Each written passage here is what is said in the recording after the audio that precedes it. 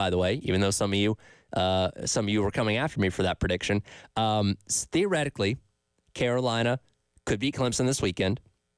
Miami could lose to Syracuse, which will put Clemson in the ACC title game. And then, despite the fact that Carolina beat Clemson winning the ACC title game, beating an SMU by, say, I don't know, a point or a last-second field goal, could net two ACC teams in the college football playoff, and Clemson would take the spot over Carolina because they would be a conference champion. I know I'm not trying to upset you before a holiday, but I'm saying that possibility does technically exist with how we look at things as of right now. Hope that doesn't happen. Obviously, hope South Carolina blows the doors off Clemson this weekend and that Miami wins to where Clemson doesn't even get the opportunity to play in the ACC championship game.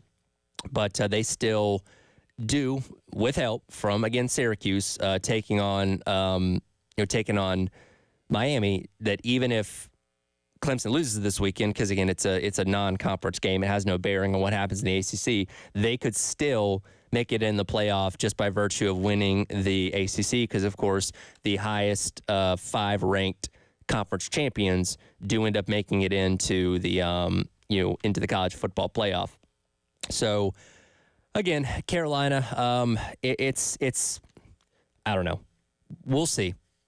Again, if you can have a dominant win against Clemson this weekend, you make a strong case for yourself. And if the committee is willing to look at teams through the lens of what they're doing right now, as opposed to where they were back in October, which is where South Carolina lost to both Ole Miss and Alabama, you might have a chance to jump over and put yourself in position to, at that point at least, maybe get up to 12.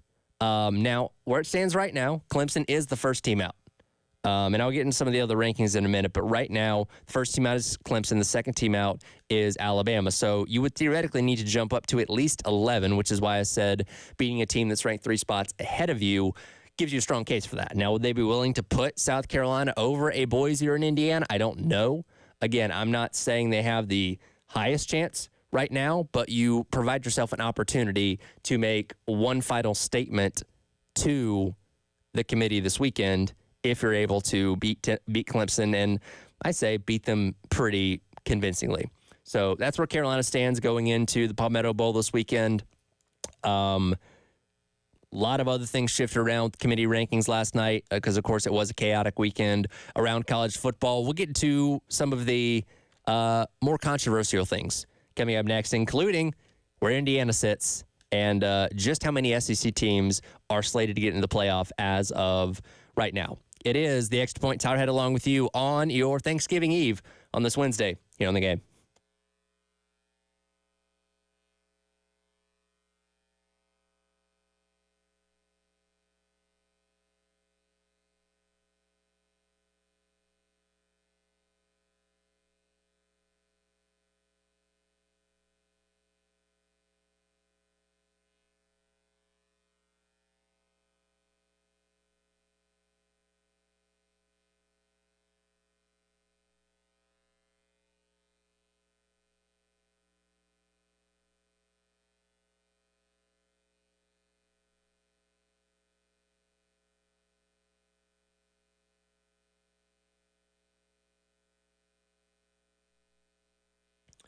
Tyler Ed here for our friends over at Twin Peaks. Do you consider yourself a bourbon connoisseur? At Twin Peaks, they are proud to offer an exclusive and extensive collection of some incredibly rare bourbons, whiskeys, and tequilas. Plus, you can check out their barrel selects that are handpicked by their team and bottled just for you. Supply is limited. Check with our friends over at Twin Peaks down in the Vista to see what they're pouring, and cheers to their bourbon collection.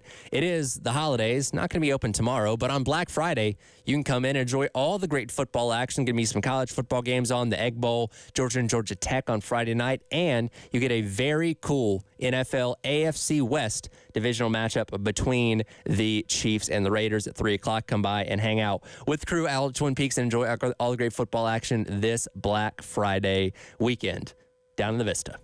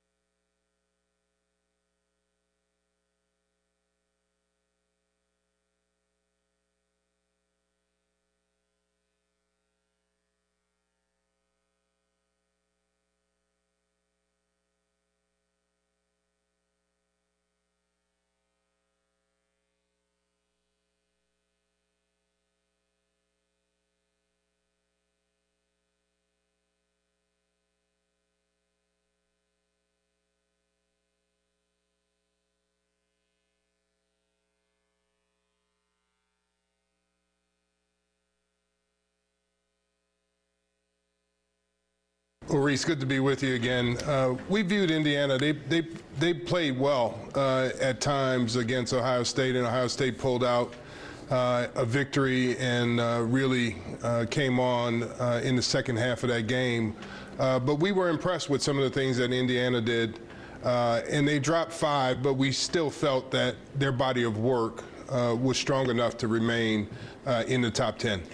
Welcome back in. It is the Extra Points Hour. Head along with you on your Thanksgiving Eve this Wednesday. That was the voice of Ward Manuel, the committee chair for the college football playoff, of course, the athletic director at Michigan, answering the question of why Indiana is still currently in the college football playoff at number 10, which would put them in currently, based on how everything's structured, as the last at-large team, because Arizona State, being lower ranked, would occupy the Big 12 championship spot theoretically as the highest ranked team from that conference. So technically speaking, Indiana's the last team in as of right now. This is about where I thought they were going to fall, to be honest with you. Of course, they were number 5 going into this past weekend against Ohio State. And it seems like if Alabama and Ole Miss would have won, then we're probably talking about Indiana being somewhere around 12th or 13th, being on the outside looking in and probably not having an opportunity to jump their way back in by only playing Purdue this weekend. But the fact that other teams in the top 10 lost proved to be very beneficial for Indiana. Now, I don't think Ward Manuel was ever going to admit that. And what bothered me about what he said was the fact that Indiana impressed the committee with how they played against Ohio State.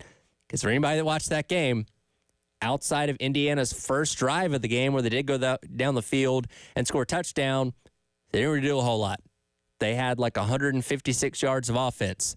They had 3 drives. Only 3 drives go longer than 30 yards. They didn't impress anybody, quite frankly. So if that is true, if Ward Manuel is saying what the committee thinks, that Indiana impressed them with that loss to Ohio State, I don't know what they're looking at. Now, again, I think he's just giving us lip service because they don't like to tell the truth on how they actually view these things. They're just trying to make it look good and give us, a word salad of things to get us through each and every Tuesday.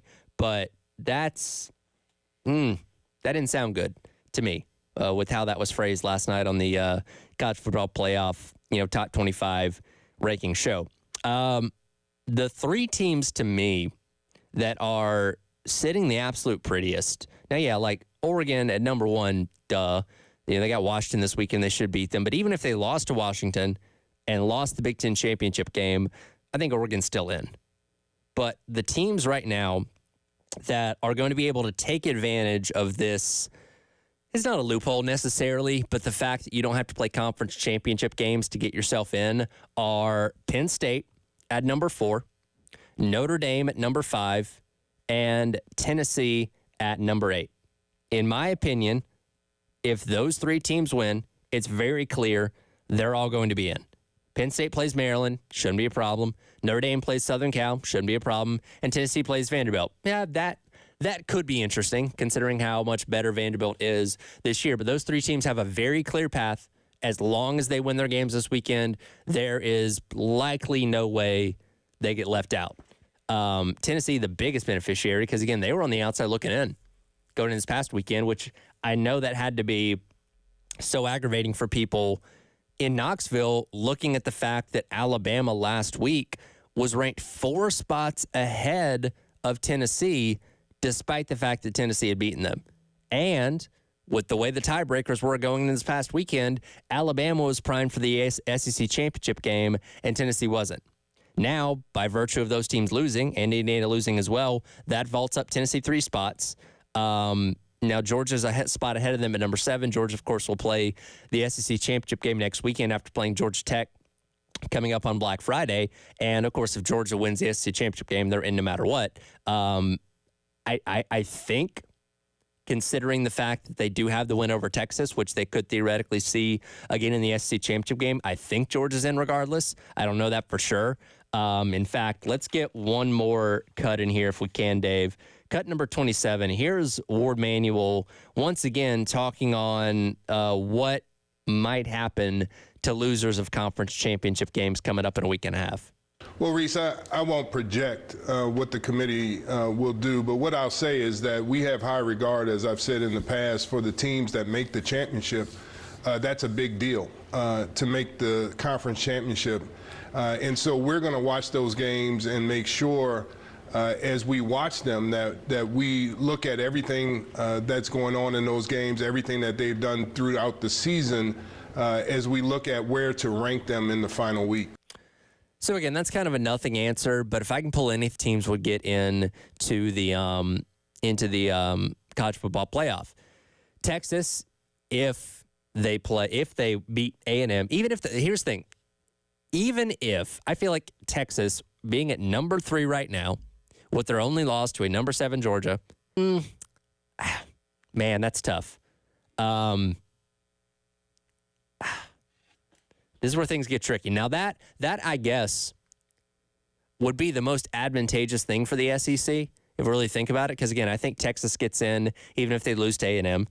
Tennessee's in if they beat Vanderbilt this weekend. If A&M wins, because again they'd be in automatically as conference champion, and let's say they beat Georgia by a field goal late or something like that, I don't know if that's enough to drop Georgia. And again, I don't think in my opinion, you should penalize teams for playing a 13th game. So even if the loser of the SEC championship game is already in the top 10, they should probably still be in the playoff. Same thing with the loser of the Big Ten championship game. That kind of takes care of itself. And then the ACC, which I think the ACC is perhaps the biggest beneficiary of all the chaos that happened this past weekend, because we were talking about them being a one-bid league. It looked like either Miami or SMU was going to get in as virtue of being a conference champion, and there was no other shot. But now, with Ole Miss and Alabama theoretically falling out, you put yourself in position as the ACC of a number 6 Miami. Again, this is assuming teams take care of business this weekend, taking on a number 9 SMU, where winner's in automatically. But what happens to that other team? Because let's say SMU loses as a lower-ranked team to Miami. Would they drop? I don't know if they should, because again, they're playing a 13th game. They earn their way to that spot. And their only other loss up to this point, and it looks a little worse now because BYU has lost the past 2 games, is to a 19th ranked BYU team. That's where the line kind of gets drawn. Is like, okay, would the committee be willing to rank a ACC loser on the edge of the playoff or keep them in? That's my biggest question with all this, that, again, we're not going to know coming up until next weekend, and see what kind of chaos unfolds this weekend with the final week of the regular season. Of course, besides all the playoff stuff, we are locked in and focused on what's happening with South Carolina and Clemson coming up this weekend for Palmetto Bowl, with both teams still having aspirations of maybe making it in to the college football playoff. Kickoff, by the way, on Saturday at noon. We'll start Gamecocks game day bright and early Saturday morning, myself and Terry Ford at 7 a.m., getting you set for this matchup between number 12 and number 15. We'll hear a little bit of what Coach Beamer and Coach Sweeney had to say yesterday ahead of this weekend's matchup coming up next as the Extra Point rolls along. Tyler Head along with you on your Wednesday on the Game.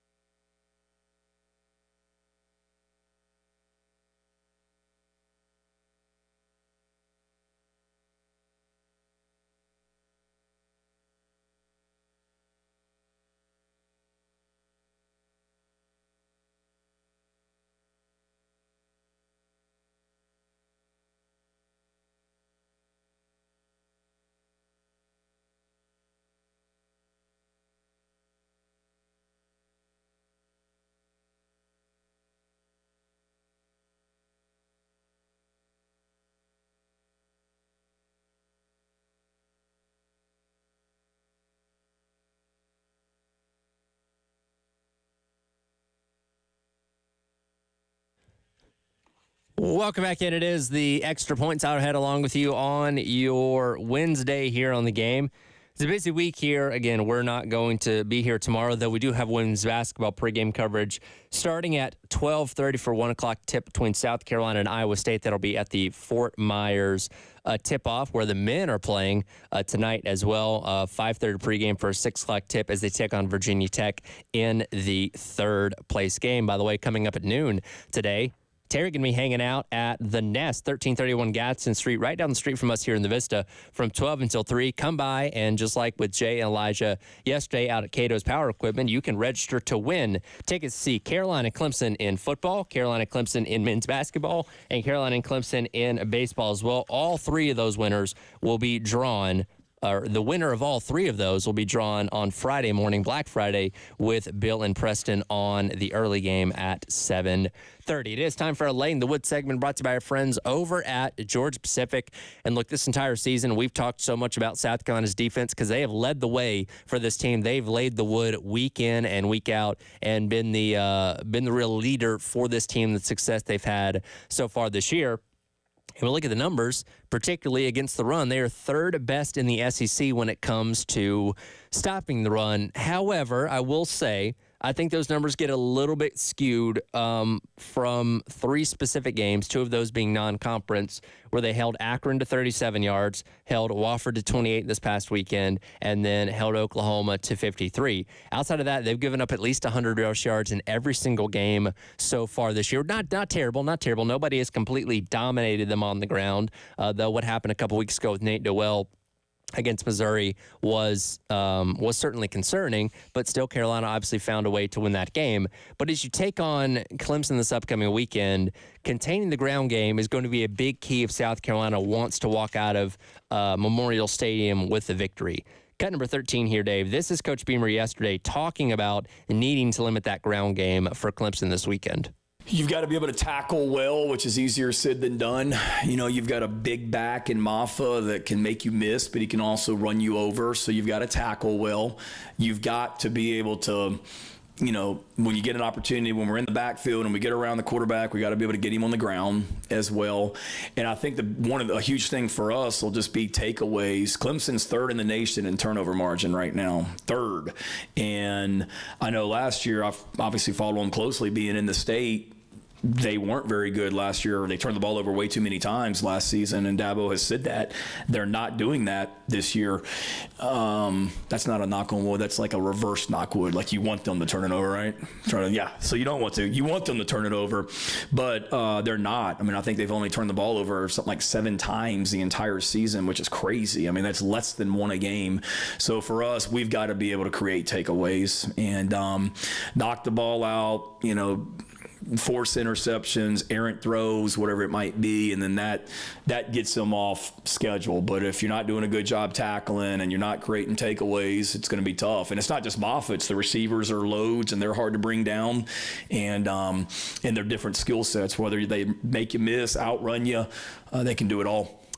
So Clemson has the best rushing offense in the ACC, and that's led by Phil Maffa, who is 4th in the conference in rush yards at just a tick over 1,000 so far this year, with 8 touchdowns, averaging 5.6 yards per carry. Ton of 100-yard games so far this year. Again, a back that Carolina is very familiar with, as he's been in this rivalry for the past handful of years. But what kind of sticks out to me a little bit in these past couple games is the fact that he's struggled against Pitt and the Citadel in these past 2 games. They combined 31 rush yards on 20 carries over the course of these last 2 games. And a big factor on why that I believe that is the injuries that Clemson's had on the offensive line.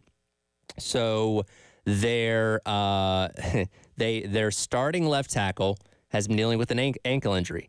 Their backup left tackle, L.J. Thurmond, had a season-ending injury against the Citadel this past weekend, so that's going to thrust Tristan Lee, the starting left tackle, back into playing, even though we don't know if he's 100% or not. Their starting left guard, Marcus Tate, has had an undisclosed injury that's kept him out for the past 2 games as well. So that left side of the line of scrimmage for Clemson has been very banged up. And when you look at Phil Maffa's numbers this year, about 60% of his rush yards have come to the left side of center. So that's the side that he tends to kind of run to a little bit more than the other side. So again, we don't have the main guys there either healthy or just there at all on the left side of the line of scrimmage. That's going to affect a back like Phil Maffa. And listening to Dabo Swinney's presser yesterday, he gave the kind of generic, oh, those guys are working back, and we hope to have them back this weekend. So we don't know exactly how healthy, Tristan Lee or Marcus Tate are going into this weekend, but I'm assuming even if they play, they're not going to be 100%. So coming off of that left side, whether it be Stewart or Kennard rushing the passer or trying to stop the run, could be a big key in South Carolina slowing down this run game and ultimately getting to Cade Klubnik on Saturday. And Klubnik is somebody else that you have to account for in the run game. Now, most of their rushing offense does run through Phil Maffa, but what you have in Klubnik also gives you an ability and a threat with legs as well. With Cade Klubnik, he's got 375 yards on the season and 5 rushing touchdowns. So again, he's not going to go out there and likely run for, over 100 yards each and every game like, we can see Lenore Sellers give you the ability to do, but they certainly bake in some of those rushing things for him that end up being key factors at times. Look back to the Pitt game a couple weeks ago where it was his 50-yard rushing touchdown that ended up being the winning score for Clemson in a game that they had their back up against the wall in. So, again, he can kill you with his feet when he needs to. Again, it's just not going to be something they're going to hammer you with the entire game, but it's something you certainly have to account for. Now, very similarly, when I look back to that Pitt game, again, you're starting to deal with these offensive line injuries. He got sacked 5 times in that game. This is a Clemson offensive line that, for the most part this year, has been pretty solid. Coming into that game, he only been sacked 11 times on the year, and that was through, 9 games at that point in time. So right around a little over 1 per game, which is, I'd say fairly consistent. But again, 5 against Pitt. And I think it goes without saying that South Carolina's pass rush is a whole lot better than Pitt's is, to where if the offensive line situation is similar to going into this weekend, that gives you a lot of confidence in what Carolina is going to be able to do, coming off the edge or with the interior of their defensive line as well, being able to, create pressure on Cade Klubnik and force him into making bad decisions. When you look at his numbers, he has been pressured. When he's been pressured, he's only completing under 45% of his passes. So you get a pressure on him like most quarterbacks, he's going to start to struggle a little bit. Now, that being said, and I go back to what, Coach Beamer said in the clip that I played a few minutes ago, not really turnover prone. That was something that he did struggle with a little bit more a season ago with turning the ball over as he threw 9 interceptions last year. He's got that down to 4 this year. He's only turned the ball over 4 times on offense, and their offense as a whole, as Beamer said, has not turned the ball over a whole lot. And what do we know about Clayton White defenses in the Beamer era? They predicate themselves in a lot of ways on taking the ball away and taking advantage, being that advantageous type of defense that we've seen so many times this year. This Clemson offense is not going to put the ball in harm's way a whole lot. If you can get a takeaway from them, capitalize on it. Get points off turnovers, you can get it, because, again, they are few and far between with what Clemson's been able to do so far this year. Big key this weekend is going to be the play of Lenore Sellers. That goes without saying. Of course, he's playing quarterback, most important position on the field. How important, though, is going to be the question. Dabo Swinney gave his thoughts on Lenore Sellers and just how hard he is to contain and bring down as he's seen so far this year. Well, let's hear some of that coming up next as we wrap up hour number 1 of The Extra Point. It's our head along with you on your Thanksgiving Eve here on The Game.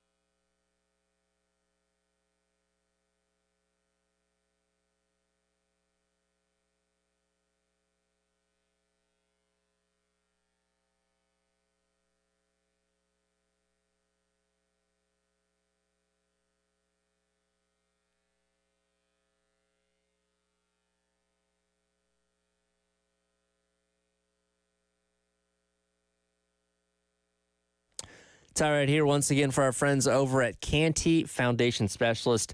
I tell you about it all the time, but I'll remind you once again, you always need to be mindful of things going on around your home, especially if you start to notice some things that are a little bit odd or maybe you've never noticed before. Things like cracks in your exterior brick, cracks in walls or above windows and door frames, doors and windows that might be sticking, uneven or bouncy floors, or cracks over your garage door. If you notice any of these problems around your home, you could have serious foundation issues. That's where our friends at Canty Foundation Specialists come in. Go online to schedule an appointment today at cantyandvixa.com. They'll send a professional out to your home to evaluate what's going on with your foundation and get it fixed right so you and your family can live comfortably going forward. Again, go online to schedule an appointment today at cantyandvixa.com for our friends over at Canty Foundation Specialist.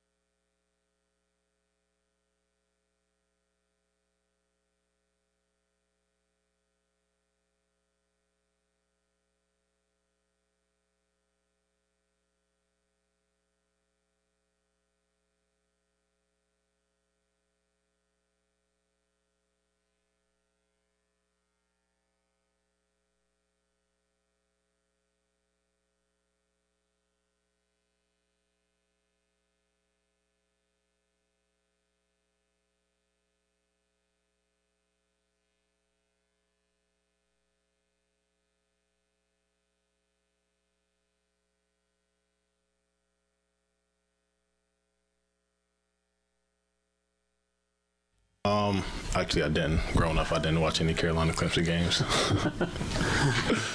Welcome back in. It is the Extra Points Hour head along with you on your Wednesday here on the game. That was Lenore Sellers yesterday talking to the media. And, of course, going to the rivalry week, a lot of reporters will ask the question of, hey, what's your memories of this game growing up, especially for the in-state kids, because there's a lot of them, obviously, between these two rosters. Actually, a lot more on South Carolina's starting lineup than I believe Clemson has on their entire team. Is something I saw a little bit earlier on this week, which if that is the case, that's crazy. But good on Beamer and company for recruiting the state really well. But of course, Lenore Sellers is a local kid from South Florence. So, he was only about an hour away from Columbia watching, as this rivalry was happening as a kid. But for whatever reason, he wasn't tuning in too much. So that is interesting to hear. Of course, he's been more keen on it these past couple of years as his career was lining up with coming to South Carolina, but no fond memories of the 5 in a row or anything like that for Lenore Sellers. It doesn't seem like. Of course, we're talking about quarterback. The team's going to go as he goes. It seems like this weekend, or particularly on the offense. He's on such a great run. When we look at what is now this 5-game win streak, he's played incredible in this time. Really going back to even the Alabama loss, played really well in that game outside of the turnovers. But he's really kicked into another year, starting with Oklahoma and running through the Wofford game this past weekend, where he's absolutely playing his his best football. Let's look at the numbers here. In the past 5 games, 13 touchdowns, just 2 interceptions. Only been under 200 yards in one of those games. That was the Oklahoma game back in the middle of October, but consistently playing at a high level, highlighted by that 353-yard, 5-touchdown performance by Missouri, now 2 weeks ago. So absolutely playing his best football. And Dabo Swinney, obviously doing his research, watching the film, is very keen on how tough Lenore Sellers is going to be this upcoming weekend, including when it comes to bringing him to the ground. Cut number 17 here, Dave. This is Dabo talking yesterday about the challenge of just getting Sellers to the ground. 242 pounds and can really run. I mean, he's fast. He's big. He's a big kid. So it's just hard to tackle him. I mean, he doesn't go down easy. And this is 6'3", 242 pounds, and can run the way he runs. I mean, and by the way, he's got something on his right shoulder here that can rip it down the field while he's running. I mean, it just puts a lot of pressure on you. So that's why they've had a lot of success. They got a great quarterback play and a great run game. And when you have that, you got a chance to be successful when you can play good defense. That's how we've won around here forever. Being able to run the ball, great quarterback play, and being really good on defense. He's just physically a very gifted young man, big, strong, and can break tackles. He's got the physical strength, and he's just gained his confidence, as he's gone through the year, and he's gained some experience. He's not a first-year starter at this point. I mean, he's in game 12. And again, he's played his best football these past couple weeks, and that obviously gives you a lot of confidence, that especially considering the fact that he's played in tough environments, like Alabama, even a place like Oklahoma. I know their team isn't great this year, but nevertheless, it's been a rowdy atmosphere for sure. We'll see what happens this upcoming weekend. Now, when you look at Clemson, they are a top 40 team in the nation when it comes to getting after the passer, when it comes to the overall sacks and everything like that so far this year. They got guys coming off the edge like T.J. Parker, who's got 9 sacks on the year, forced 4 fumbles as well. That's certainly going to be a concern. Their linebacking core really good at getting after the passer. The names like Wade Woodaz, who is a little bit banged up. We'll see how healthy he is this weekend, as well as Barrett Carter. Those two guys combining for 5 sacks on the year. Sammy Brown, also 4 sacks on the year. Like, these guys really good at putting pressure on quarterbacks. But I look at these numbers as we've done really these past handful of weeks, and I say, well, yeah, but Sellers has been able to, for the most part, get out of trouble. And again, the offensive line, it is what it is. Their numbers certainly look better, but these past couple weeks. But I think that's mainly due to the fact that Sellers has gotten really good at escaping trouble. And even when he seems dead to rights, with a guy like Johnny Walker bearing down on him, he somehow Houdini's his way out of it. And I don't think there's any reason to think that's not going to happen this upcoming weekend as well. When you look at the first, 7 games of the year, Sellers have been sacked 25 times. In the past 4 games, only 3. Now, yeah, they get sacked twice this past weekend against Wofford, but again, going up against some of these great pass rushes like A&M has and like Missouri has, they got them for next to nothing. And again, it seems like there's a confidence level with Dow Loggins when it comes to scheming things up on offense with more of these designed runs with Lenore Sellers that we saw earlier on in the season, but we've seen a lot more of, it seems like, these past couple weeks. And again, I fully expect them to go head on with this Clemson rush defense as well. And what Sellers is able to do with his legs and through the air is going to be a big factor in seeing if South Carolina can, I guess it technically would be an upset. They're 3 spots below them in the playoff rankings and a 2.5-point dog going on the road. So seeing if they can pull off this win to, again, maybe position themselves for the college football playoff. Now, you do have to be wary. Again, Sellers gotten better about this, but we know he's prone to throw some balls that are dangerous. Clemson's got 13 interceptions on the year. They are really good at taking the ball away. And again, in a game like this, where Clemson does not turn the ball over, having any turnovers at all, could end up being detrimental to the South Carolina offense if they're not careful this upcoming weekend. Check out our guy, Dimitri Ravenos, coming up next. Get into the latest on the Mac Brown firing at UNC and how attractive that job is exactly, and as well as looking again at the SEC when it comes to the college football playoff. That's all coming up. It is the Extra Points Hour head along with you on your Wednesday here on The Game.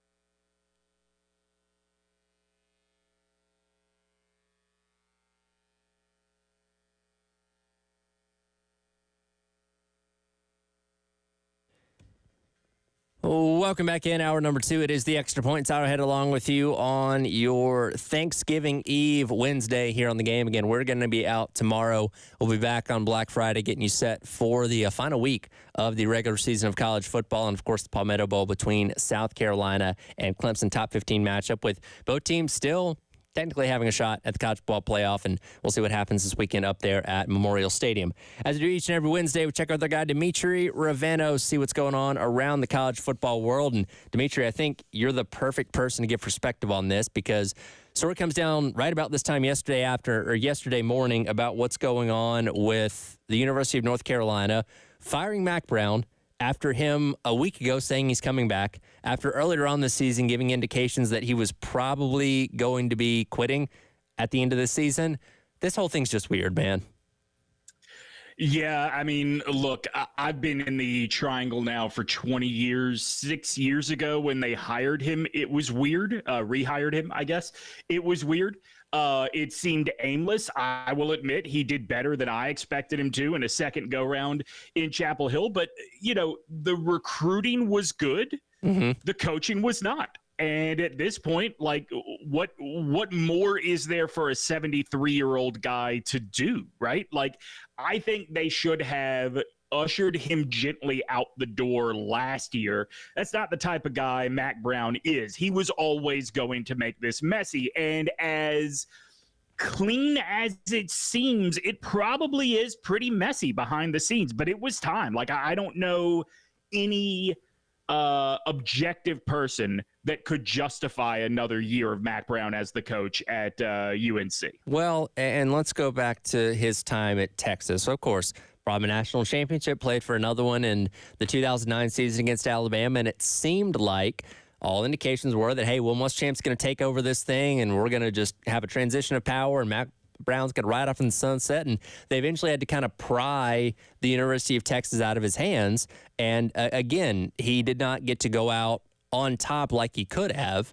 And I don't know what going out on top at North Carolina would have been. Of course, they made the ACC championship game a couple years ago. They have had some success, but it's been slowly kind of declining these past couple years. Recruiting hasn't been as good. Look where they're at in the recruiting rankings right now. It's not great. Again, without a high-caliber quarterback this year, it seemed like they were destined to struggle, which they certainly did. I know injuries played a part in that, but I don't know what the long-term plan with Mack Brown was going to be past this year and what success was supposed to look like. Yeah, I mean, the secret for all of the talk about the Tar Heels being a sleeping giant in college football, I've heard it every year since I've been here, and they've gone through 1, 2, 3. This will be the 4th coaching search since I've lived in North Carolina the Tar Heels have gone through. And every time people talk about the potential of this program, and it's great talk, but the reality is it's never going to be that because the want to just is not here. There is a level of commitment to football that does not exist in the UNC booster corps, which is older.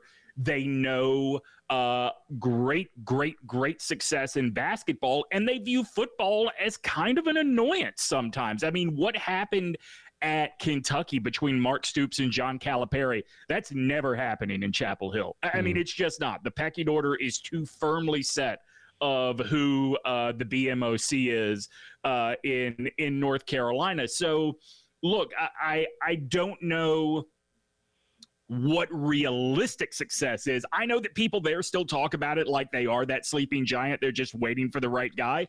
But if you've been waiting for the right guy to wake up the giant for 45 years, maybe the giant's dead. So Terry brought up a really good stat yesterday that I thought was interesting. Between Mack Brown's 2 stints at North Carolina, going back to the early 90s and obviously these past couple of years, 13 winning seasons. In the 20-some-odd years between his 2 stints, 13 winning seasons with however many head coaches that was in between. So again, this isn't like it's some great and powerful program that just needs that right coach to click it back into gear. They've been an okay to average team in the ACC for most of their existence, and that's probably what they're going to continue to be because the Clemsons, the Florida States, now I guess the Miamis and the SMUs of the world have reemerged themselves, but it just seems like North Carolina is never destined to be one of those teams that's supposed to be in the conversation for regular ACC championship games or now trips to the college football playoff. Let me give you a stat that my colleague Joe Giglio threw out at OG Triangle Media yesterday, and this sort of tells you all you need to know. North Carolina decided that they were done with Larry Fedora after the 2018 season. He was 43-34 overall as the Tar Heels head coach, 27-21 in the ACC. Matt Brown, the savior of the program, the guy that was going to come back and put it all on the right track, from 2019 to 2024, his second tenure, 44-32 overall, literally a game better, and 27-22 in the ACC, half game worse. I mean, this program is just running on a hamster wheel. I think there are things they can do. I just don't know that they are going to ever dedicate themselves to actually doing them. Well, and I've seen a lot of discourse about this since this news came out yesterday, and you can get a better perspective on this living in the state. How attractive is this job? Because, again, you're in a Power 4 conference. Again, a lot of the resources seem to be allocated towards basketball, but you have, I'd say, probably a decent amount of resources there, and obviously a well-funded, research institution at the University of North Carolina. If I am a head coach that's a hot name out there, do I want this job? It's a good question. So, Captain Dave, prepare the phone lines, because I'll tell you what it is that the Tar Heels should do is they should call Shane Beamer. I mean, he'd be a home run. Now, I don't know if Shane would say that he wants that job, but here's the thing. In Columbia, there is not enough want to win the SEC. There just isn't, right? Like, you look at that job and it's never going to have the resources that Alabama does, that Texas does, that Oklahoma does, that LSU does, that Georgia does. So you're already playing from behind at Carolina. At UNC, there's no want to, but maybe you don't need it in the same way in the ACC. So if you are going to get all of the resources you need, UNC has more money than USC does. Like, it's what I would do if I were Bubba Cunningham running this search.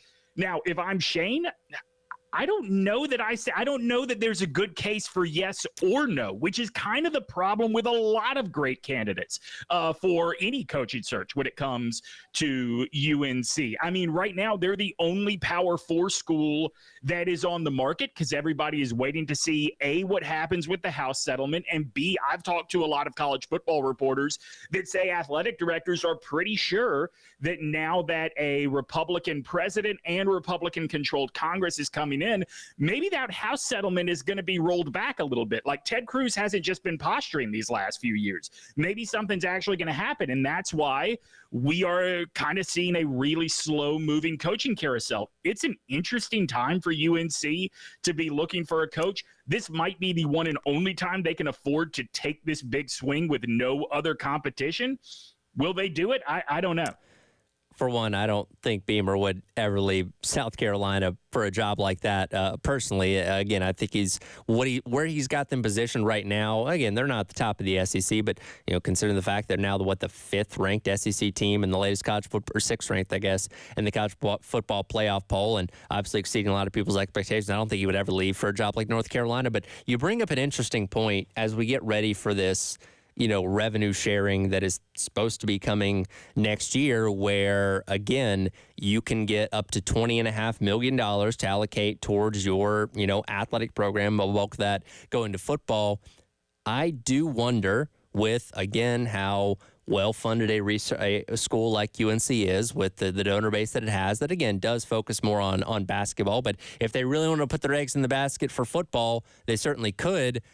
And the fact that climbing the ladder to the top of the ACC is not as hard as it is in the SEC, just considering the fact there's not as many good teams in that conference, maybe it is the right time to go to a place like that. Again, I'm not saying Beamer would do that, but for somebody else, I know like a Matt Campbell's name gets thrown out every single time one of these kind of jobs comes open, and he seems pretty loyal to Iowa State, but maybe he looks at that and says, you know what, UNC potentially has the resources where I could take this thing to another level compared to what I'm doing right now at Iowa State. Yeah, UNC is a big, especially when it comes to football, they're a big appearances matter kind of place, right? So while someone like Jamie Chadwell at Liberty certainly has shown he is capable of doing really good things as a head coach, he's not a culture fit at Chapel Hill. I mean, let me tell you what the powers that be at UNC don't want. They don't want a coach from Liberty, and they sure as hell don't want a dude from Myrtle Beach. Like, that just doesn't fit the image of Chapel Hill. I think that if I had to put money on it, I think if you were going to get a sitting head coach, I think a lot of people would end up underwhelmed.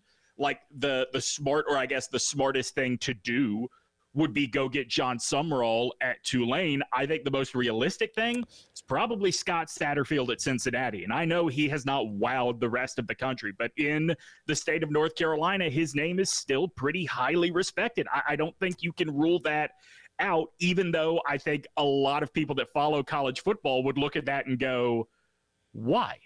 Yeah, again, his success at App State certainly gives you a lot of in-state ties there, and obviously has you connected with all the ins and outs of recruiting in that state. That's an interesting one. Just kind of skimming the list. They got Barry Odom on there talking about pulling Dan Mullen off the ESPN desk. It's so funny now. Mullen doesn't want to leave the ESPN desk. Mullen wants his name mentioned. I think that sure. If you are talking about somebody that might be eye-popping young head coach or young coach getting his first opportunity, I mean, why not Glenn Schumann, the DC at Georgia? But to your point, if you're the DC at Georgia, isn't that kind of a better life than the head football coach at UNC? Yeah, it's kind of one of those things that I feel like you can pick your job whenever you're ready for it, kind of similarly to what Kirby did spending all those years under Nick Saban at Alabama. He didn't have the foresight to know that the Georgia job was going to come open years down the line. When it finally presented himself, he said, that's the opportunity that I really want. If you're Glenn Schumann, I don't feel like you have to take the North Carolina job, because as long as Georgia continues, and look, their defense isn't as dominant this year as it's been in years past, but he'll continue to be a hot name that in 2 to 3 years, I don't know what his dream job is necessarily, but if that comes open in the next 2 to 3 years, he can wait and take that, as opposed to saying, well, I got to go be a head coach right now.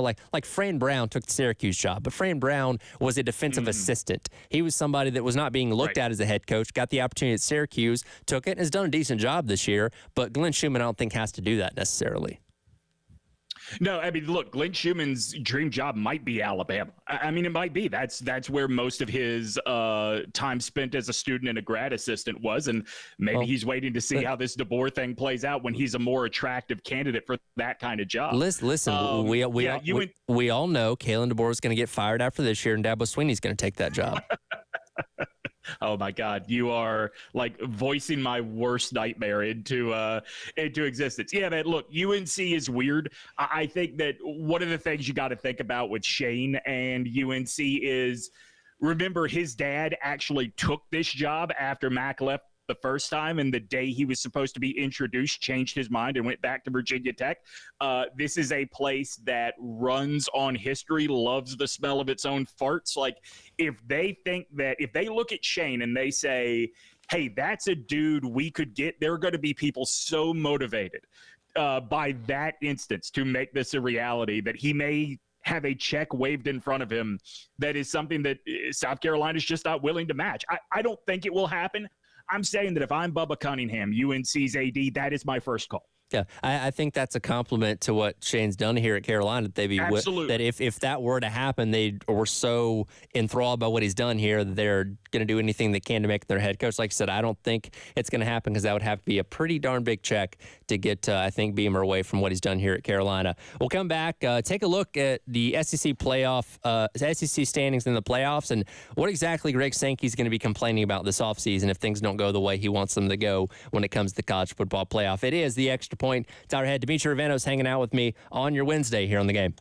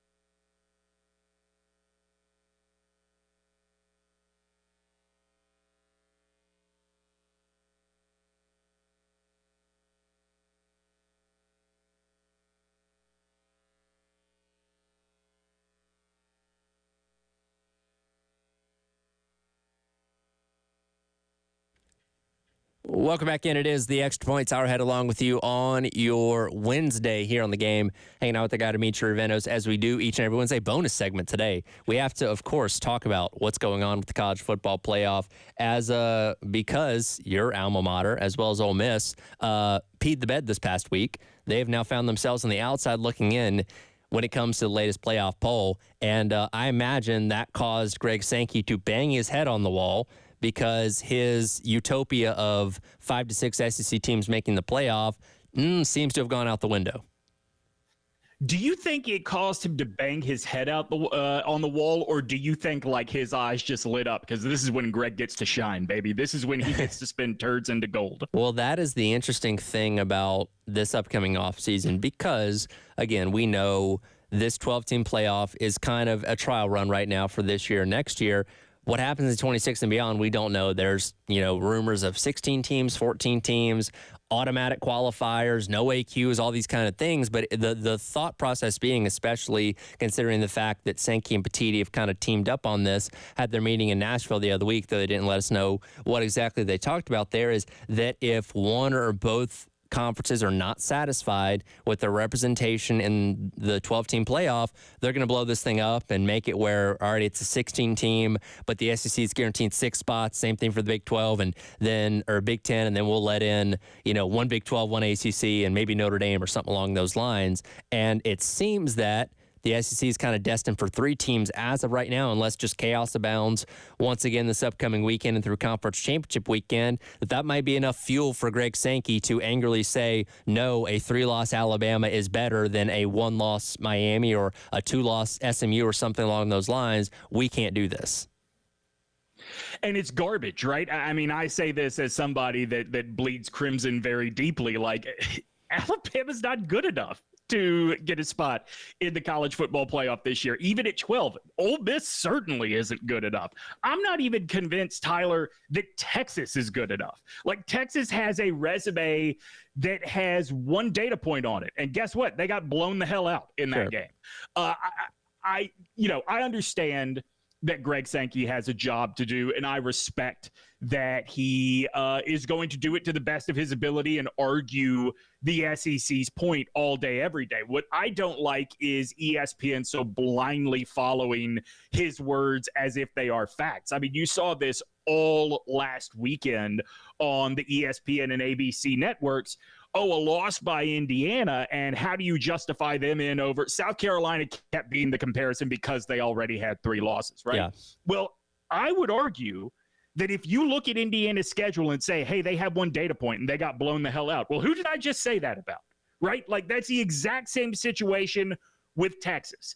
If they lose to A&M, I don't know how you justify putting them in, let alone a 3-loss Alabama, a 3-loss Carolina, or a 3-loss Ole Miss. Now, the good news for the SEC is we got to fill up 12 spots, right? So you probably are going to end up getting 4 teams in. But I look at the wackiness of this season, and I think that if we are doing what we say we are doing with the 12-team playoff, then SMU deserves a spot regardless if they win the conference or if Miami does.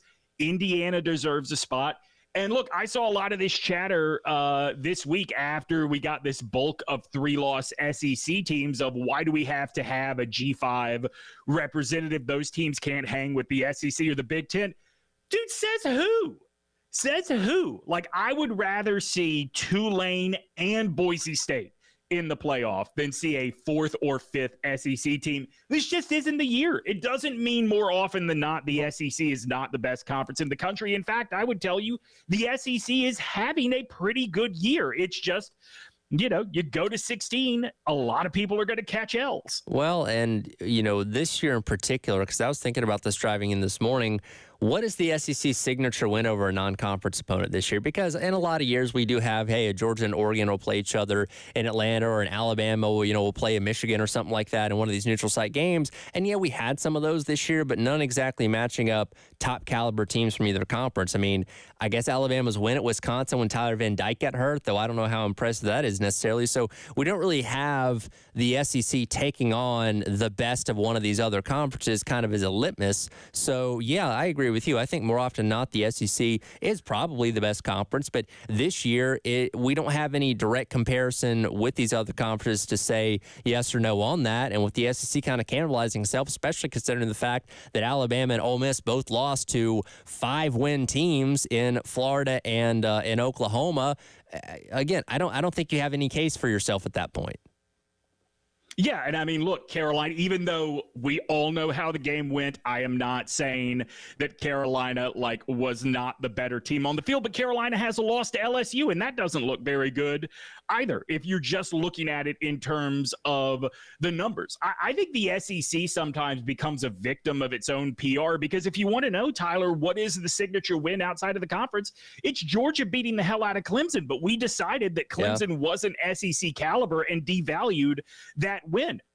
Texas went to Michigan and beat the defending champions, but because they are in a rebuild mode, despite the fact that the most recent trophy is in Ann Arbor, we have devalued that win. I think those are things for the conference to hang its hat on, but because the conference has built itself around this idea of it just means more and pounding the chest as loudly as it can every opportunity it gets, it's painted itself in this corner where it's going to be hard to win PR battles like that. Yeah, I'd completely even forgotten about the Clemson-Georgia game, because that seemed so insignificant at the time, because it seemed like Clemson was nowhere in the same stratosphere as Georgia. And again, teams get better as the season goes along. I've seen that with South Carolina, here over these past handful of weeks. But yeah, outside of that, again, I credit Texas for scheduling Michigan, because you had no idea when that game was scheduled on what those two teams would end up being. But here we are, and obviously that win doesn't look very impressive at all. Well, and the other part of that, too, is Carolina's probably going to beat Clemson this week. And there are going to be people that then wonder what it is that Clemson win means, right? But Clemson is still going to end up in the college football playoff top 25. That's something Georgia should be hanging its hat on, in addition to just the gauntlet they got from the conference itself. Yeah, so we'll certainly see what happens. Again, it's been a chaotic year, and there's no reason to think more chaos can't happen this weekend. And what that means for the SEC, we'll see. But obviously, championship game coming up this next weekend between Georgia and some team from Texas, whether it be A&M or or Texas this weekend, which I'm so excited. I've been looking forward to that game all season long. Do you know that if Texas wins, I believe every power conference will have one of its brand new teams in its conference championship game? Texas in the SEC, Oregon in the Big Ten, SMU in the ACC, and Arizona State in the Big 12. It's a good point. I didn't think about that, but yes, that would be very true. And it's funny when you look at Texas and Oregon specifically, the question was, can they come in and handle the rough and tumble grind of their respective conferences? And to this point, outside of the one loss to Georgia, both teams have been able to do that, though Texas' schedule was a lot easier than some others in the SEC. But I didn't even think about that. That is an interesting point that you bring up. And just to take it down one more, and we're going to get Army in the American Championship game. So that is very true. The wheel keeps on a spinning. If you needed any more reason to hate Notre Dame, they took down the U.S. Army this past weekend. Hate the troops. I've been saying it for years. Exactly. We'll check in with you next week. Certainly happy Thanksgiving to you and your family, and we'll see what's happening this time next week. All right, buddy. Sounds good. All right. Nice to meet you, Ravennos, joining me as always each and every Wednesday. Speaking of today, by the way, halftime show going to be broadcasting live from the Nest, 1331 Gadsden Street down in the Vista. You can come by, see Terry, and stop by and register to win Carolina Clemson football, Carolina Clemson men's basketball, and Carolina Clemson baseball tickets, as a winner for all three will be drawn coming up on Friday at 7:30 in the early game with Bill and Preston. It is the Extra Point. Check with our guy Jalen Tart from WIS coming up next, as we do each and every Wednesday now here on The Game.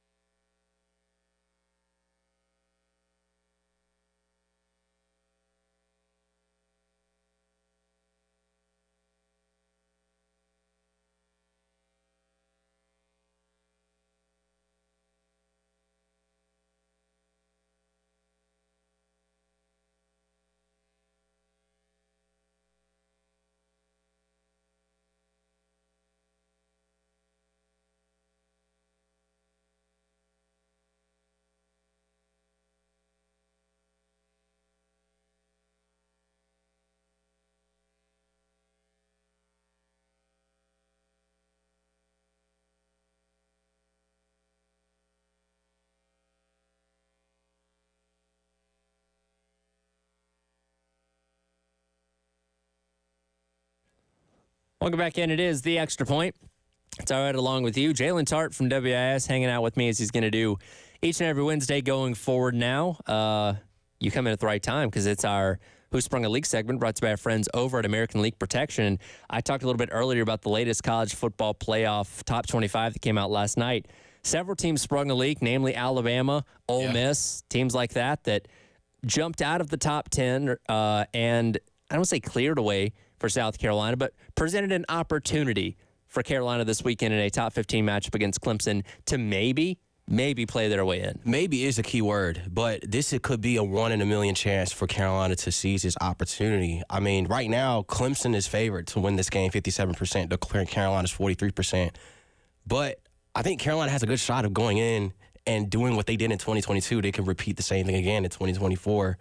I just think right now the key focus is, can Lenoris play a true perfect game on the road in a rivalry game? His first rivalry game, where he said yesterday with the Talking Gamecocks press conference, he's never really watched. Yeah, which was a little Palmetto Bowl, which was weird. Yeah, it was kind of weird. South Florence kid, grew up in the state, and I don't know. I guess for those of us that grew up in it, we just kind of assume everybody else is ingrained, but for, I don't know, maybe he's a pro ball kid growing up or whatever it may be, but, didn't really have a dog in the fight until he became a Gamecock. And I was thinking about this on the drive here.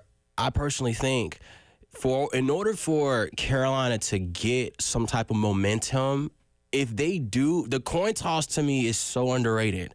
If they win that coin toss and they defer to put their defense on the field, we really get to see what type of game is going to be very early from the defense starting out. Because, mind you, Clemson's offense has progressively gotten better as the year has gone on. Cade Klubnik has gotten better. Right now, he's throwing for 2,761 passing yards with 29 touchdowns and 4 interceptions. Versus Lenoris throwing for 2,110 yards to 17 touchdowns and 6 interceptions. And that has been the key going into week by week, was the interception, the turnovers. I think we're going to see something here, but I really want to see the defense send a message out very early in the game if they do win that toss. By the way, I'm always pro deferring because I like the opportunity to potentially get the ball in back-to-back possessions at the end of the half and then starting on the second half. But this is perhaps, maybe second to Georgia, the best defense that Clemson's seen this entire year. I agree. That is the knock on them. And by the way, I don't think they're warranted of being 12th in the college football playoff call because I don't think their resume is good enough. They have one win over a team that's bowl eligible right now, that being Pittsburgh. But, when you look at this matchup this weekend, I think Carolina has the opportunity to punch them in the mouth with how good their defense plays. I think so, too. I don't see how Clemson – I personally thought it would be 15-14, not 15-12. I think the weight of the loss with Louisville, knowing that they were ranked, they went on the road and beat them at Clemson, which I think holds a lot of weight. And they haven't beat Clemson. The only, like you said, the only real win that they had was Pittsburgh. Yeah, well, and again, I don't think that Clemson deserves to be number 12, but being at 12, I do think provides an opportunity for South Carolina. Now, I don't know if the committee is willing to jump Carolina over Ole Miss or Alabama, considering the fact they lost to both those teams. Now, again, the committee's been willing to put teams ahead of others that beat them, like Alabama being 4 spots ahead of Tennessee in last week's playoff poll. But I look at it like saying, okay, well, if Carolina's 15 and they beat a number 12 Clemson team on the road, there's no way in my mind they can't jump at least one of those teams between Ole Miss and Alabama. I just got to see it happen, I guess. Well, we know that Ole Miss is beating a 2-9 Mississippi State.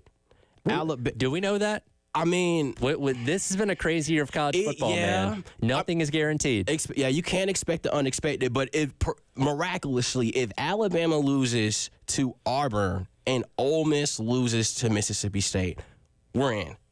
Well, more likely we're in. So, I mean, you actually need a little bit more help. Tennessee losing to Vanderbilt at Vanderbilt? That's the thing, because as of right now, Clemson is the first team out based on how the bracket works, because Boise State would be in as a conference champion, and Indiana, right now sitting at number 10, would occupy the last at-large spot. So you need something else to happen Yeah. in the top 10, whether that be, and Georgia's in the SEC championship game, so they still control their own destiny, but whether that be Tennessee losing to Vanderbilt and SMU losing to Cal, which that can happen, Indiana losing to Purdue, like I don't see it.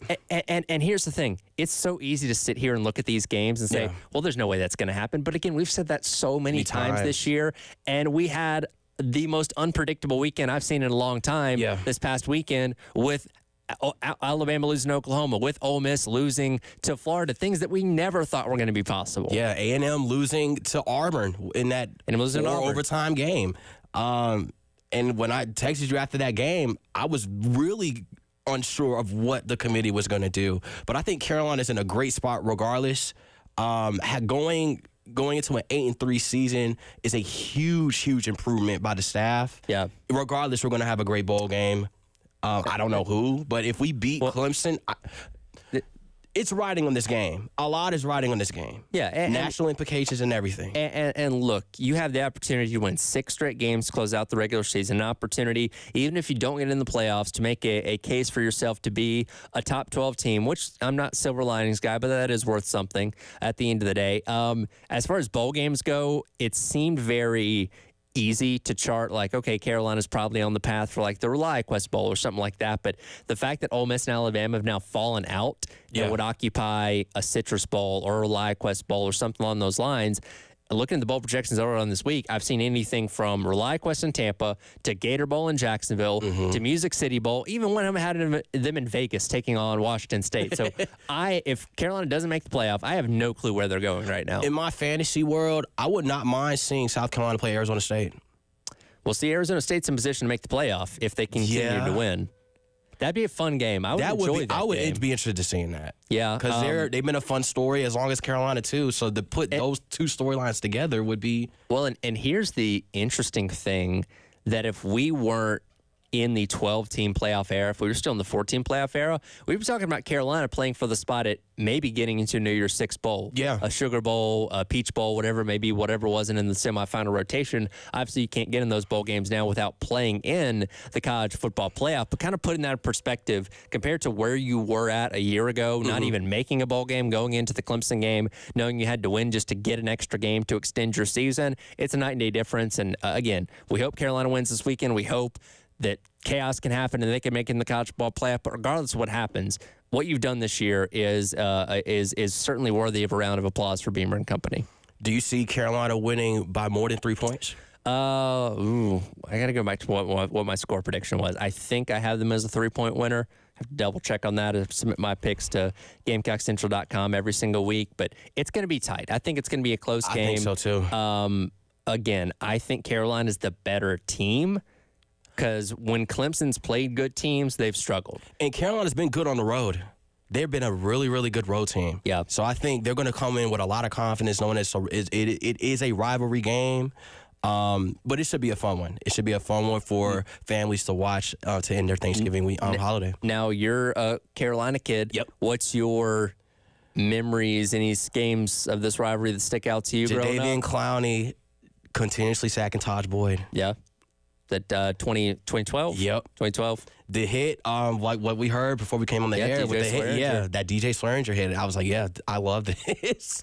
So the Swearinger thing, again, I'm from Georgia, so I grew up aware of this rivalry, but not ingrained into it until these past couple years.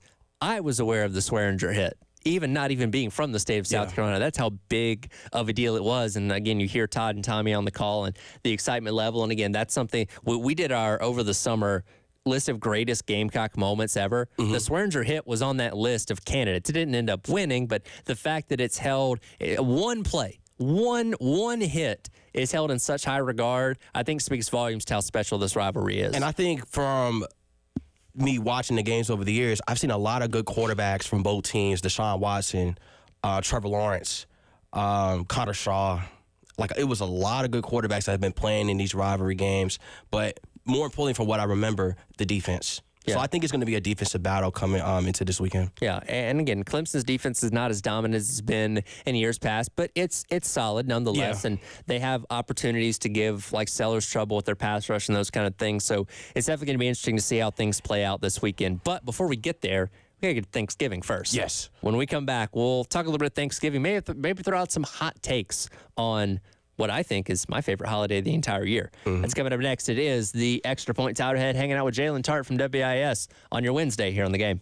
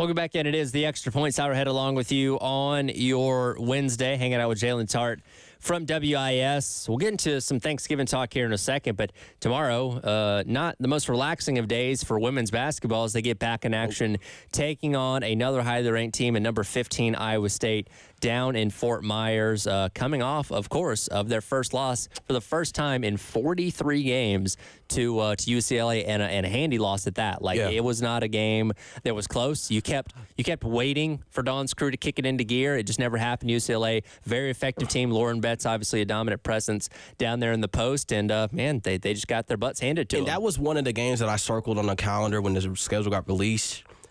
Because I knew that they did not have Camila Cardoso, but Lauren Betts was coming back. And I got to tell you, I personally think people may see this as a streak-ending game, but this kind of was a wake-up call for the Gamecocks to see where they were at, see where they are in the middle of the season, and then to go into this game against Iowa State, who has another powerhouse just like UCLA with Lauren Betts. Iowa State has Audie Crooks. Now, a lot of people remember her coming to the scene last year in the tournament. In the first or second round, I think it was the second round, she scored 55 points in that game. Now, going into this game, the tail of the tape for Carolina is starting off the game slow. They started slow every single game in the season. You cannot start off slow, whereas with UCLA, you started 4 from 18 in the first quarter, and you were down, only scored 12 points in the second quarter, whereas UCLA scored 20 points in the first quarter, and then they had the largest lead of the game was 26, and they couldn't even catch up. They got it to 9, and they was able to UCLA was able to run with it. Now, going into this game, there's 3 players to watch out for Iowa State.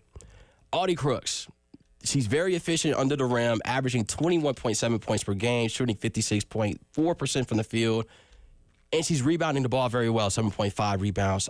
Addie Brown, 6'2", averaging 16.2 points per game, is a 2-level scorer, averaging 8.7 rebounds. Now, this is the key interesting player that I want people to listen for. Emily Ryan, she is a non-factor in scoring, but one thing that she does is she gets people involved, leading the country in assists, averaging 9 assists per game.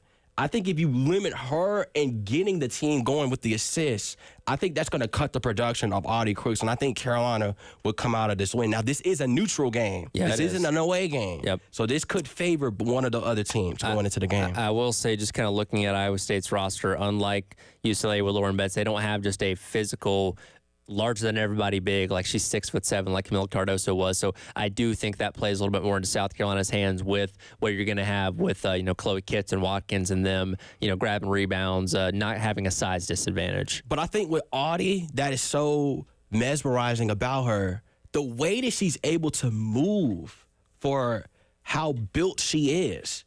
It's pretty darn impressive. And she can shoot the 3. She's a 32% three-point shooter as a big. So for her to do that much production for your team and for the offense to run around her, to be centered around her, that's pretty impressive. I think it's going to be another tall task for Carolina to deal with tomorrow. Pregame coverage for that starting here on the game at 12:30 for that game coming up tomorrow out there in Fort Myers. Last couple of minutes here. Do you have a Thanksgiving hot take? Macaroni and cheese is the best side dish I've ever made. The best side dish? The best. Now, is this like a family recipe? Yes. Mac and cheese? Secret. Like, how many cheeses are we talking about here? I can't tell you. Okay, you can't tell me how many cheeses are in it? Secret? Like, It is.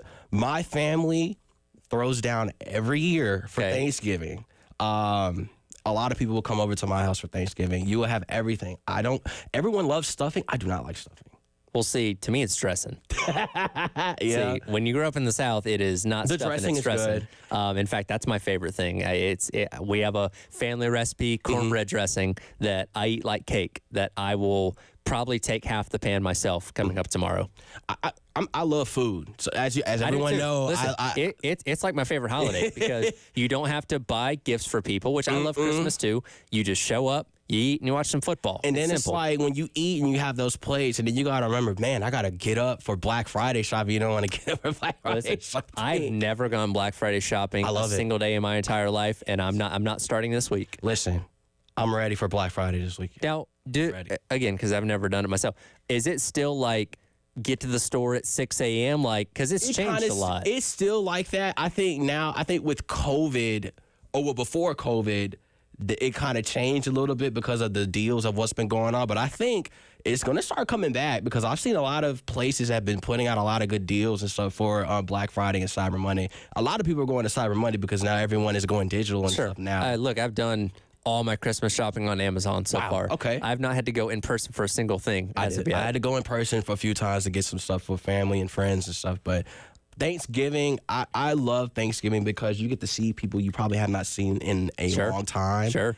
And just to fellowship with them with food and everything is really good. But me, I love mac and cheese. I love it. Yeah. What'd you take on cranberry sauce? That's a hit or miss for me. Some years I'll eat it. Some years I don't eat it. But I don't even bother with it.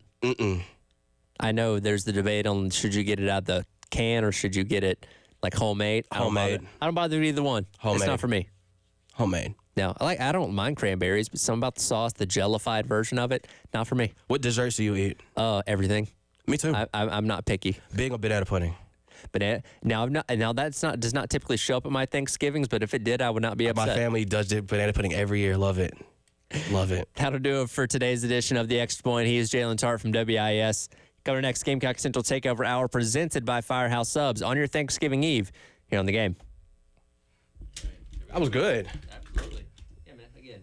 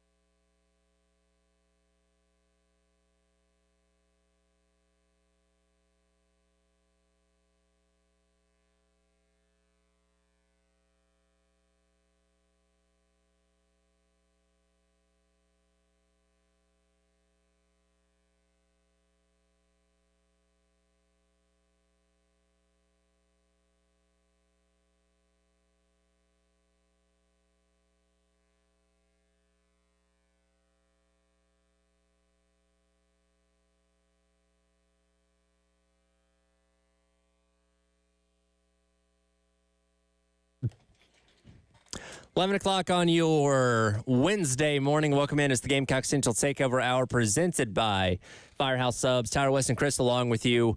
I didn't get the memo, guys. Once again, we have the Gold Line framing hats. Nobody said we were doing this today, or else I would have worn mine. Everyone heard us say we were wearing them on air yesterday, Tyler. No, you did not say we were doing this today. You gotta. We did not make a You gotta read between the. You gotta read We did between not the make a lines. proclamation we were doing this You today. gotta read between the lines. I need a memo. I need a text memo before we do this. Well, you're not getting that. You know you're not getting that. My line of thinking was open closet where hats are and say, I need a hat because my hair, is ridiculous. That's my philosophy 5 days out of the week. And it was, I need a hat other than the one I wore yesterday. Yeah. Although I'm wearing the same hoodie as yesterday, I think. And I grabbed it. And then Wes grabbed the different one because we have an unspoken mind. Yeah, you guys got ESPN. We have the same brain, ESPN. unfortunately. And we're writing the same article. The same exact article Apparently, right we now, just I found think. out. Not quite. You can deviate a little bit. Let's make the title a little different. True. I have a feeling what we're writing about is also what we're going to talk about today. Yes, it is. Yeah. We are getting set for a top 15 matchup in the Palmetto Bowl this weekend. Carolina coming in at 15th in the playoff poll. Clemson coming in at number 12 based on what the committee decided on last night. And, again, that hope for playoff, it's not the highest, but it's still there. Yeah, let's talk this through. How about that? And I'm sure, Tyler, you've been talking about it all morning, but we've not been here, so we're going to talk it through.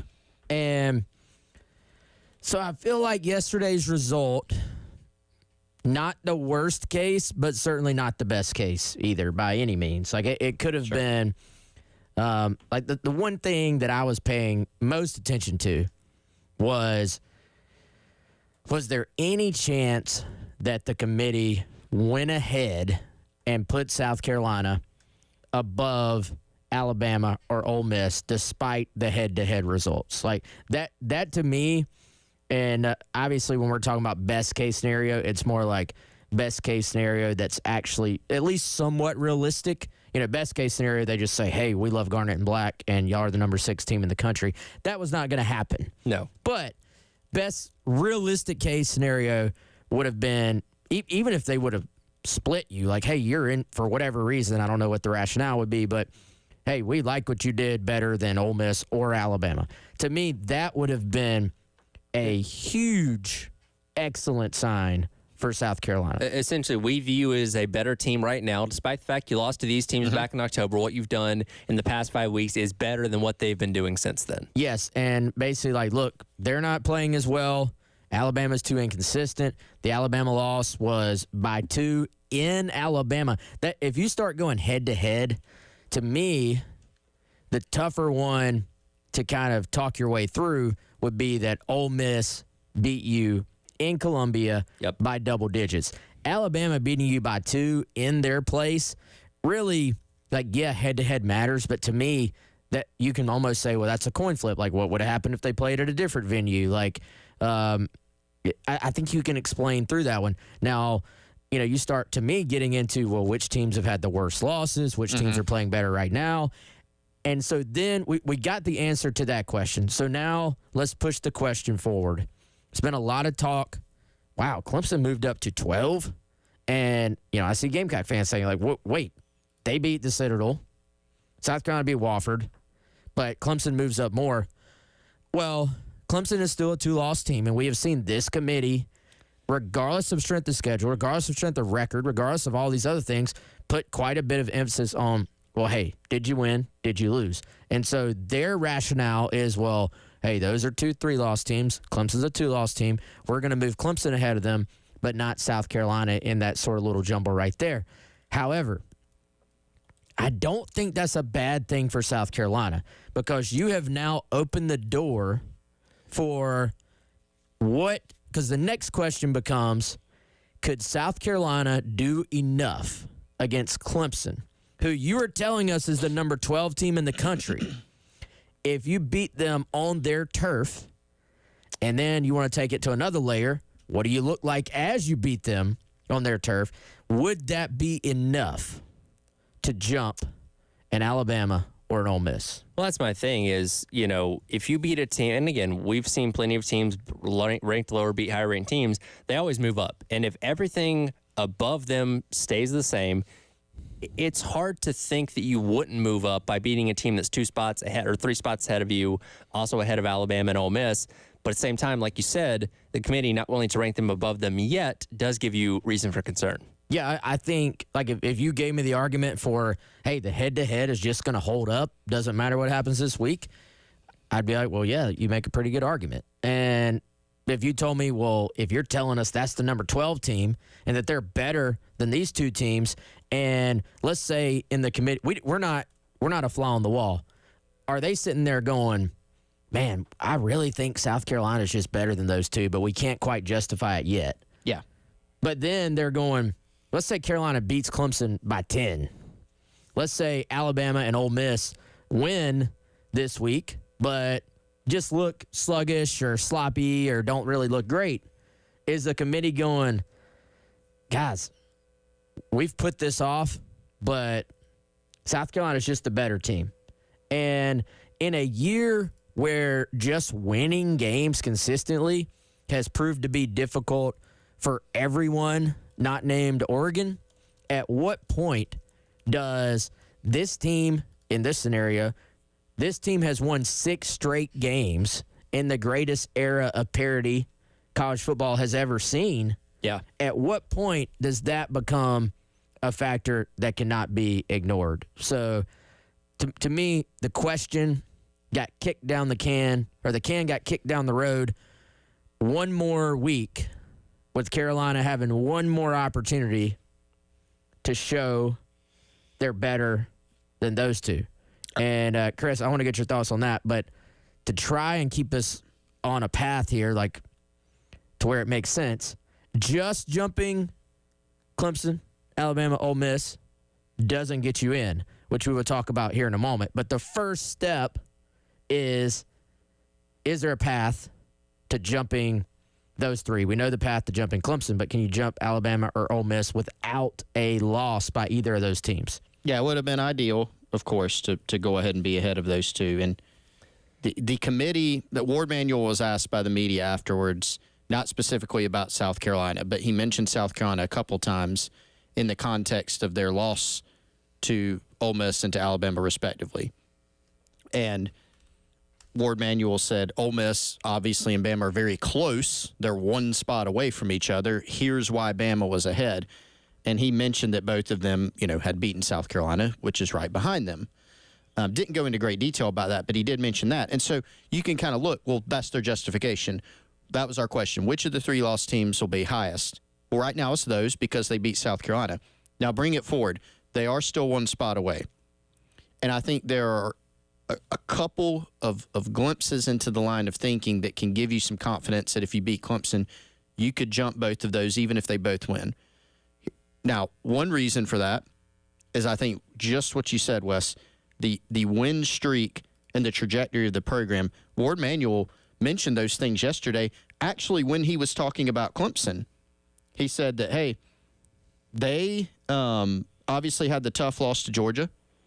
They lost to Louisville, but now they've won back-to-back road games at Virginia and Pitt. If South Carolina wins against Clemson, you would have some home games sandwiched in between, but you will have won all of your road games since then, including, as you said, Wes, a road game against a top 12 opponent in Clemson, which would be an impressive win.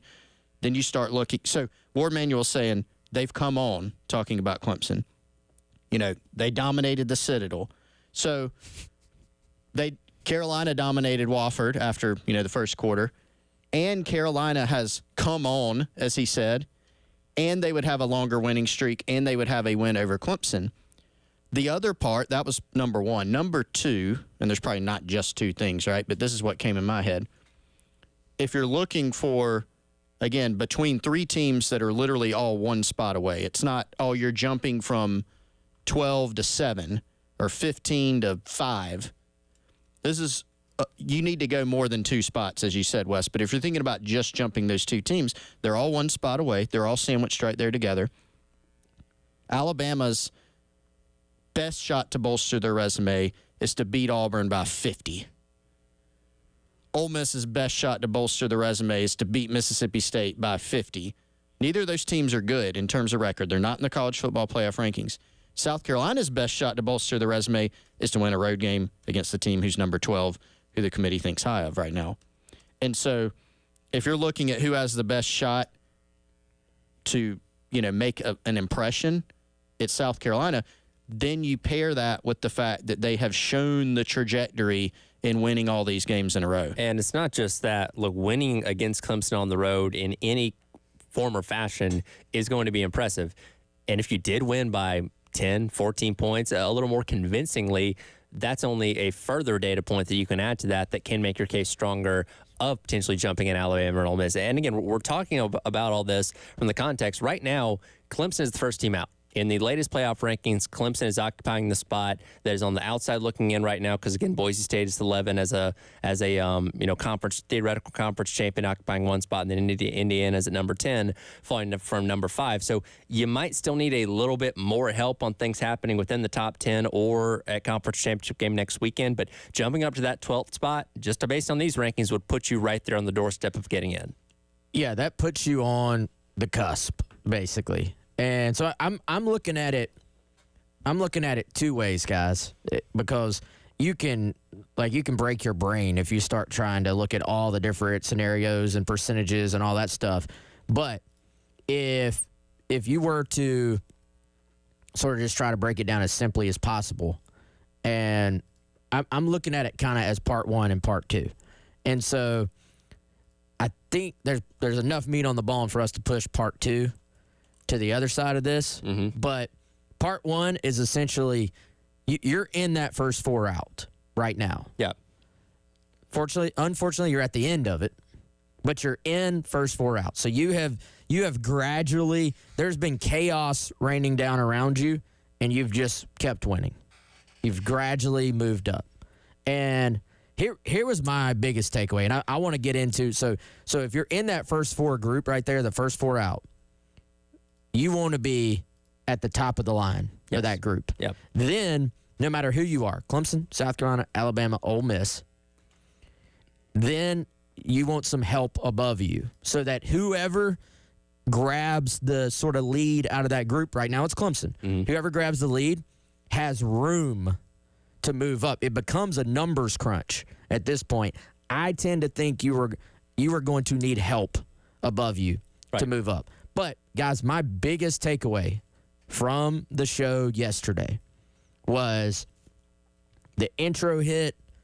Reese Davis comes on. He does his little opening. And what happens? The graphics start popping up of teams. Who do you see? You see South Carolina and you see Clemson. In the video open with highlights and everything, you saw Debo Williams. You saw the Gamecocks running out, I think the 2001 in there.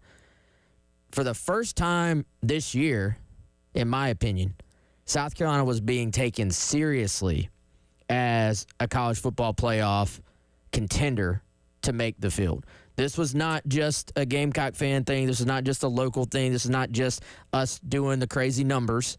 This was, on the national show, the Gamecocks truly being discussed as a potential playoff berth team. Getting some more of the ranking stuff coming up a little bit, but coming up next, got Paul Strelo from Tiger Illustrated talking some insight into the opponent this weekend with number 12 Clemson. That's coming up next. Gamecock Central Takeover Hour presented by Firehouse Subs here on the Game.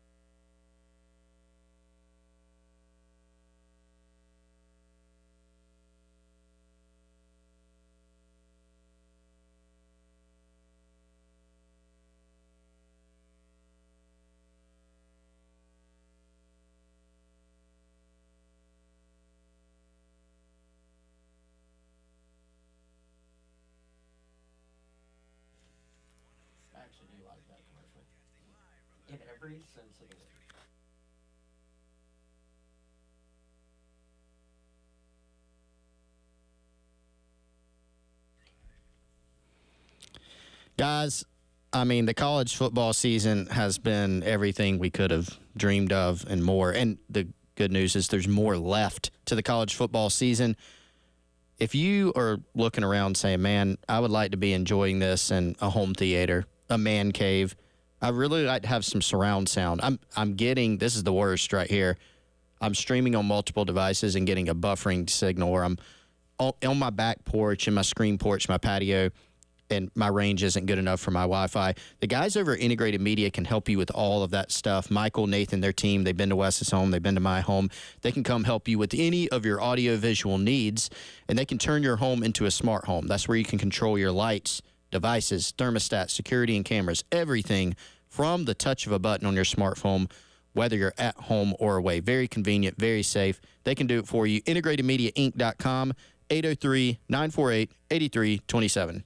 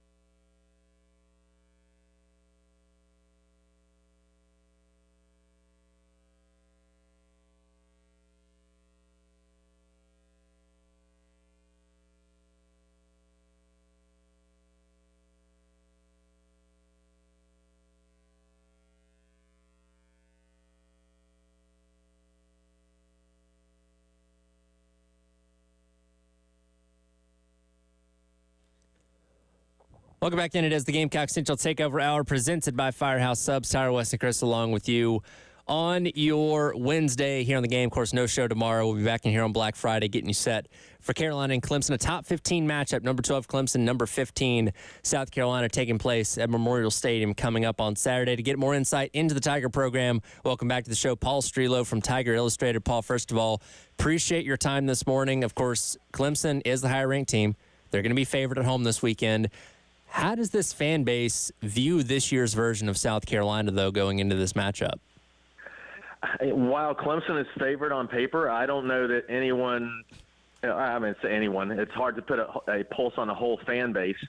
But I think on just the general feeling we get from message boards and just talking with people, I think you could feel this is a toss-up to just a general uneasiness on, coming from Clemson fans and whatnot that, South Carolina is a team that has been playing better football down the stretch, and I think they are, certainly, this is the most competitive and highest quality on paper matchup these teams have had in a number of years. And so, I think a lot of that adds up to this game potentially going either way, but just generally, South Carolina has if you look at the overall matchup, where Clemson has dominated these last couple of years or been better, they've dominated defensive line to South Carolina's offensive line, and then Clemson's offensive line has been marginally better, had the edge over South Carolina's defensive front. So Clemson's been able to run the ball, and South Carolina's been able to do nothing offensively because they can't protect or run the ball. All those dynamics have changed this year to where South Carolina's cleaned things up on the offensive line. They've got a running game with their quarterback that they haven't had before, so they can do more things and more things better. Obviously, Lenore Sellers is rolling right along and developed considerably through this year. But on the flip side, Clemson does not have quite the defensive front that they had before. They are giving up more in rushing, and that's been a problem throughout the course of this season. Clemson's offensive line has been banged up. South Carolina's obviously greatly improved their defensive front through recruiting, through the portal. A lot has mitigated or negated even the advantages that Clemson has had in the past. So that this one is considerably up in the air going into the weekend.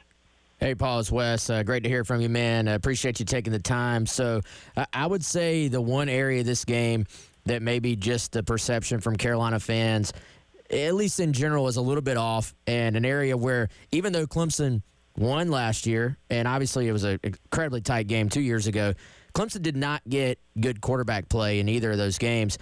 I think some Gamecock fans kind of still remember, of course, the Klubnik of last year and kind of have that in their mind, at least looking statistically as someone who doesn't watch Clemson every single week. Cade has obviously made a big jump, it appears, but what can you tell us from watching them just on a week-to-week basis about what he's doing better this year and just, overall what you have seen from the quarterback play and the passing game of Clemson this year, maybe compared to what we saw last year? For one, by and large, he's eradicated a lot of the crazy mistakes, the panic, kind of the, just kind of squirreliness that he had as an unsettled a quarterback who lacked confidence last year. And part of that is just generally, I think the game, as he got older, the game slowed down for him. He got some playmakers as well, and that helped. But I think he was a very good quarterback through the first quarter this season. But that also coincided with Clemson's offensive line. They had the same starting group, veteran group, first 6 games of the year. Injuries have started eroding that to where, the last game they had, or last 2 games, they've had to just switch 4 of the 5 positions around. So that's really minimized what they could do in a run game. And so that has trickled over, along with Phil Maffa kind of being dinged up and injured at running back. I think they've had to scale back a lot what they do up to this point, these last few games. And so that has kind of hurt, almost hurt them as far as they've started playing not to lose some and just kind of trying to ride out defense and just figure you're going to be good enough offensively. So they haven't been as on the front foot as much. But they get the offensive linemen. I think they will have their starting group back this week. And so I think there is a confidence to him that he is a much better decision maker, getting the ball out on time and accurate with it. That he's just hitting more of the layups, the easier stuff, and finding guys much sooner than last year, where he just did not have much of a pocket presence. There was always the question: could he have a pocket presence, and why wasn't he making plays with his legs? And he's gotten to doing both this year at a much higher level than he has in previous years. So is he someone that is he a quarterback that owns the game and takes it over?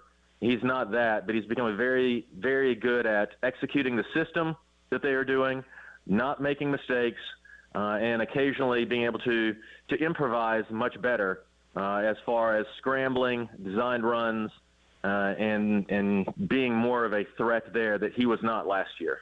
Paul, Chris here, thanks for joining us, man.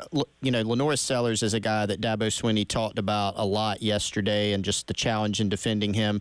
I know some Clemson fans are on edge because the Gamecocks aren't bringing in the triple option, right, like the Citadel did. Yeah. But they do have triple option concepts that they will run, and Sellers is mobile. What's your take on the challenge for the Clemson defense in trying to defend this Gamecocks run game, and Sellers in particular?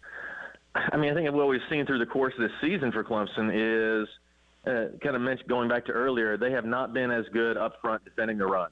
And so that's even why against Virginia Tech, Clemson's base has tended to be four linemen, 2 inside backers, and then 5 DBs with a nickel safety type there. Virginia Tech, which kind of does some of the same things that South Carolina does, Clemson goes 3 linebackers because they have just had a difficulty. Early on it was setting the edge, but even the second half of the season, people have kind of run up the middle against Clemson in ways they have not done that in the past. If you're Clemson, you've got DeMonte Capehart, who's, really, I question whether he's going to play, and if he does, how effective he'll be. They're just getting Peter Woods back, who's been playing defensive end all year, and they've shifted him inside. They've got solid players inside. There's playing Sammy Brown inside a lot more because Wade Woodaz has been hurt. So some personnel issues inside, but just generally they have not been as strong, filling gaps, the right gaps at linebacker, being as potent at defensive tackle, getting off blocks. And so I think what South Carolina brings from a physical run game, not only with Sellers, but with Rocket Sanders, bigger, stronger guys, and being able to do, less of a perimeter-based ground game, but more having bigger, stronger guys that can get the 4, 5, 6 yards. I think that's the issue for Clemson is they feel that's what has to be cleaned up first and foremost, and to push South Carolina to be not necessarily one-dimensional. They won't be, but Clemson has to take away the run if they are going to improve their chances of winning this game. He's Paul Strelo. You can find him on TigerIllustrated.com. Paul, appreciate your insight, and I think we're all excited for a big matchup this weekend. Indeed. There hasn't been one quite like this in a few years. And there's a lot at stake for both teams. Obviously, each side's kind of talking playoffs and some different scenarios to try and get there. But it sets the tone for an off season, either direction for both teams. So it can kind of burst a bubble a little bit for South Carolina. It can send things spiraling for Clemson, or the vice versa. Is Clemson feels a lot better about how it's gone. South Carolina can ride some huge momentum with the win. So it's fascinating to see just kind of the domino effect that will come for just one outcome here. Definitely so, and that's what makes rivalries like this so much fun. We'll see what happens this weekend. It is the Gamecock Central Takeover Hour presented by Firehouse Subs on your Wednesday here on The Game.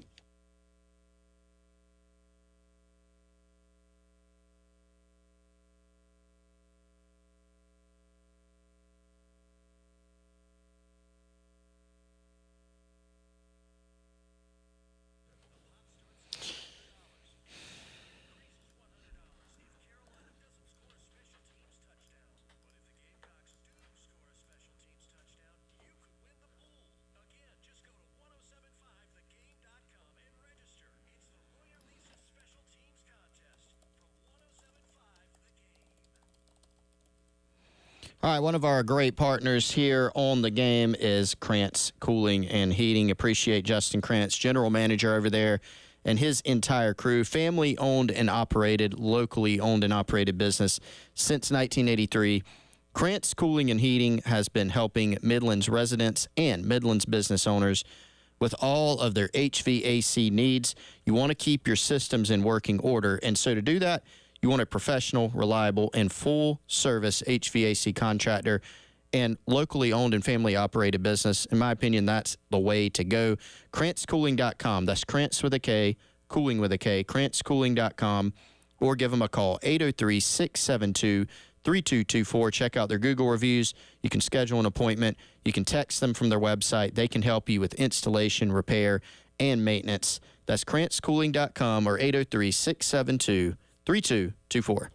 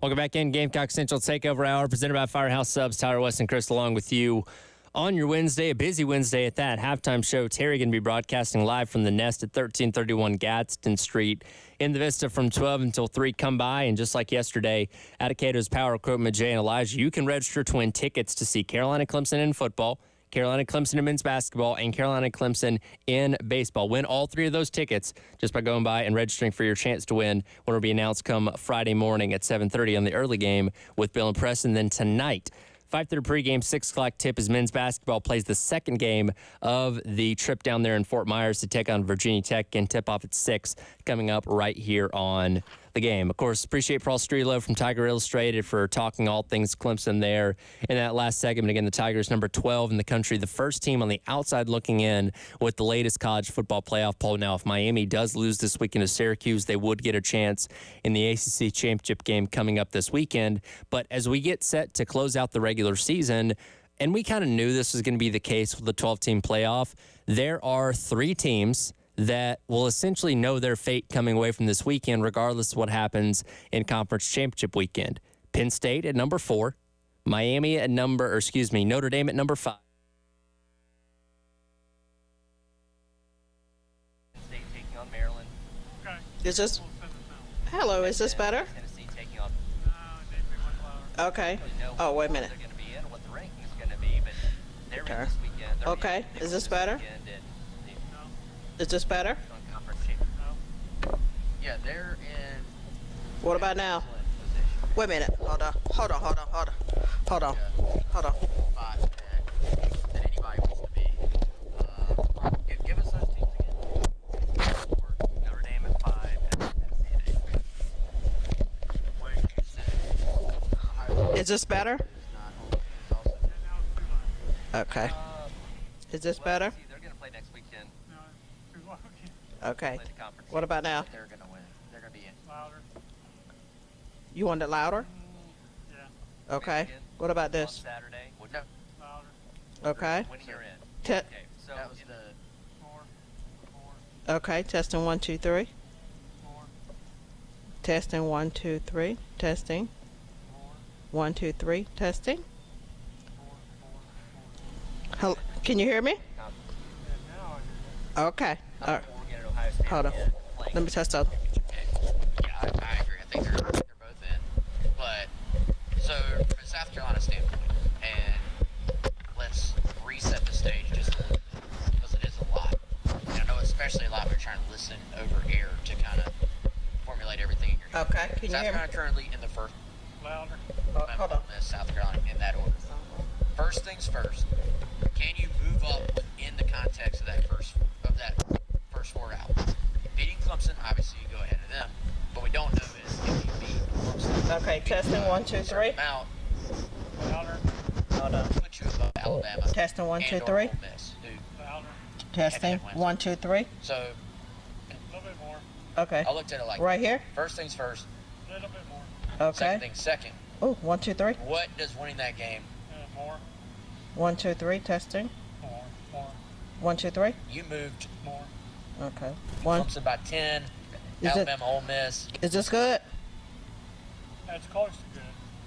It's what? Just a little bit more. Okay. Testing You 1, still 2, 3. need- There's still more work to be done. That's the one. Okay. I don't Thank you. see a world. So here's how I.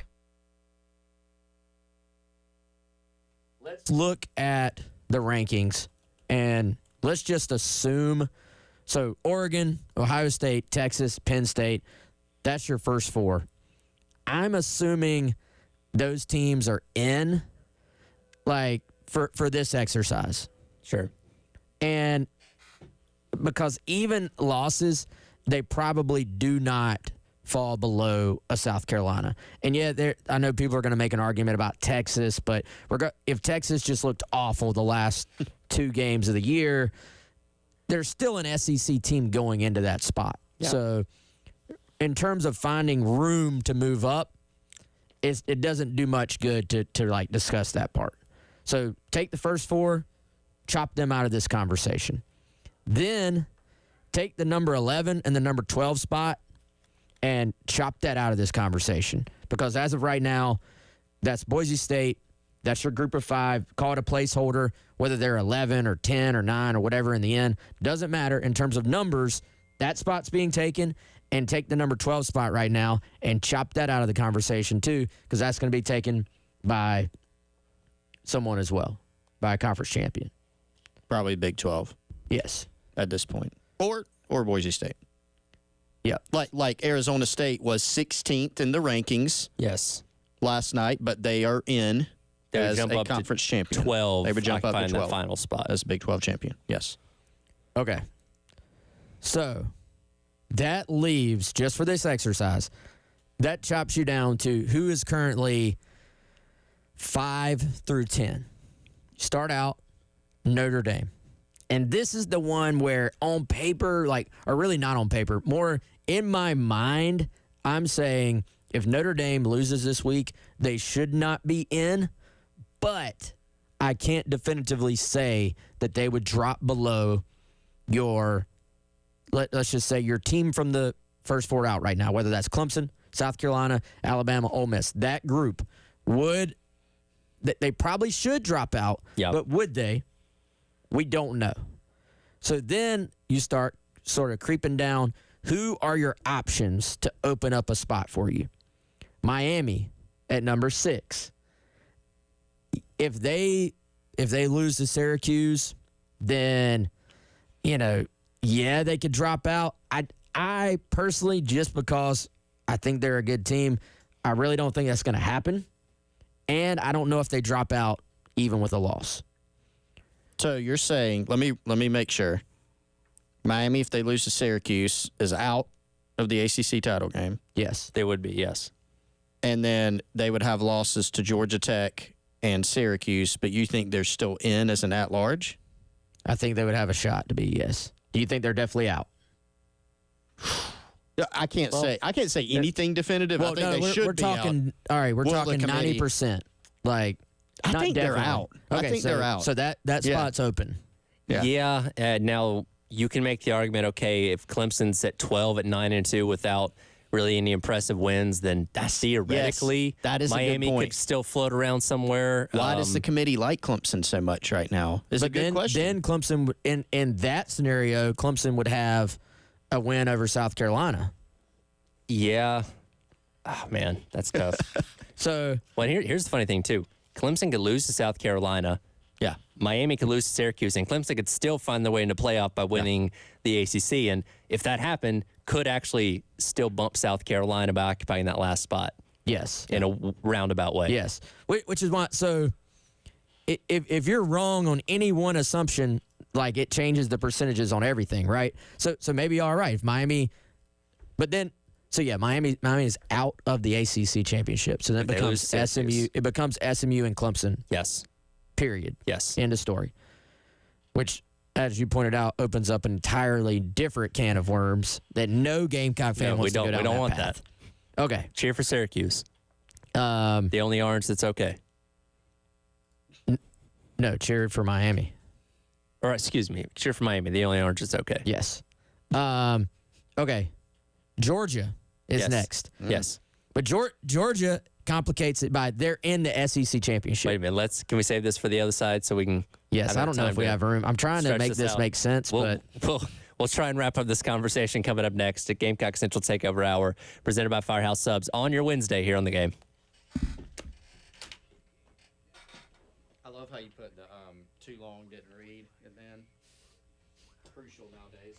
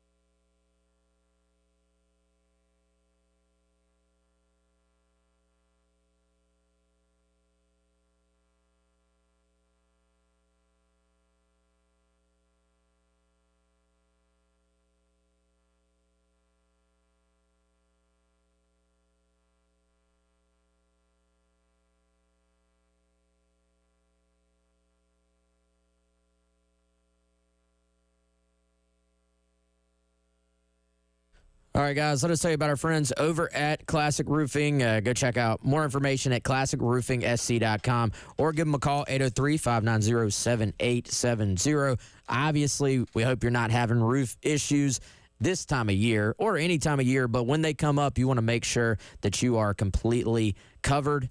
You want to work with someone who can not only take great care of your roof, but is going to work with you every single step of the way.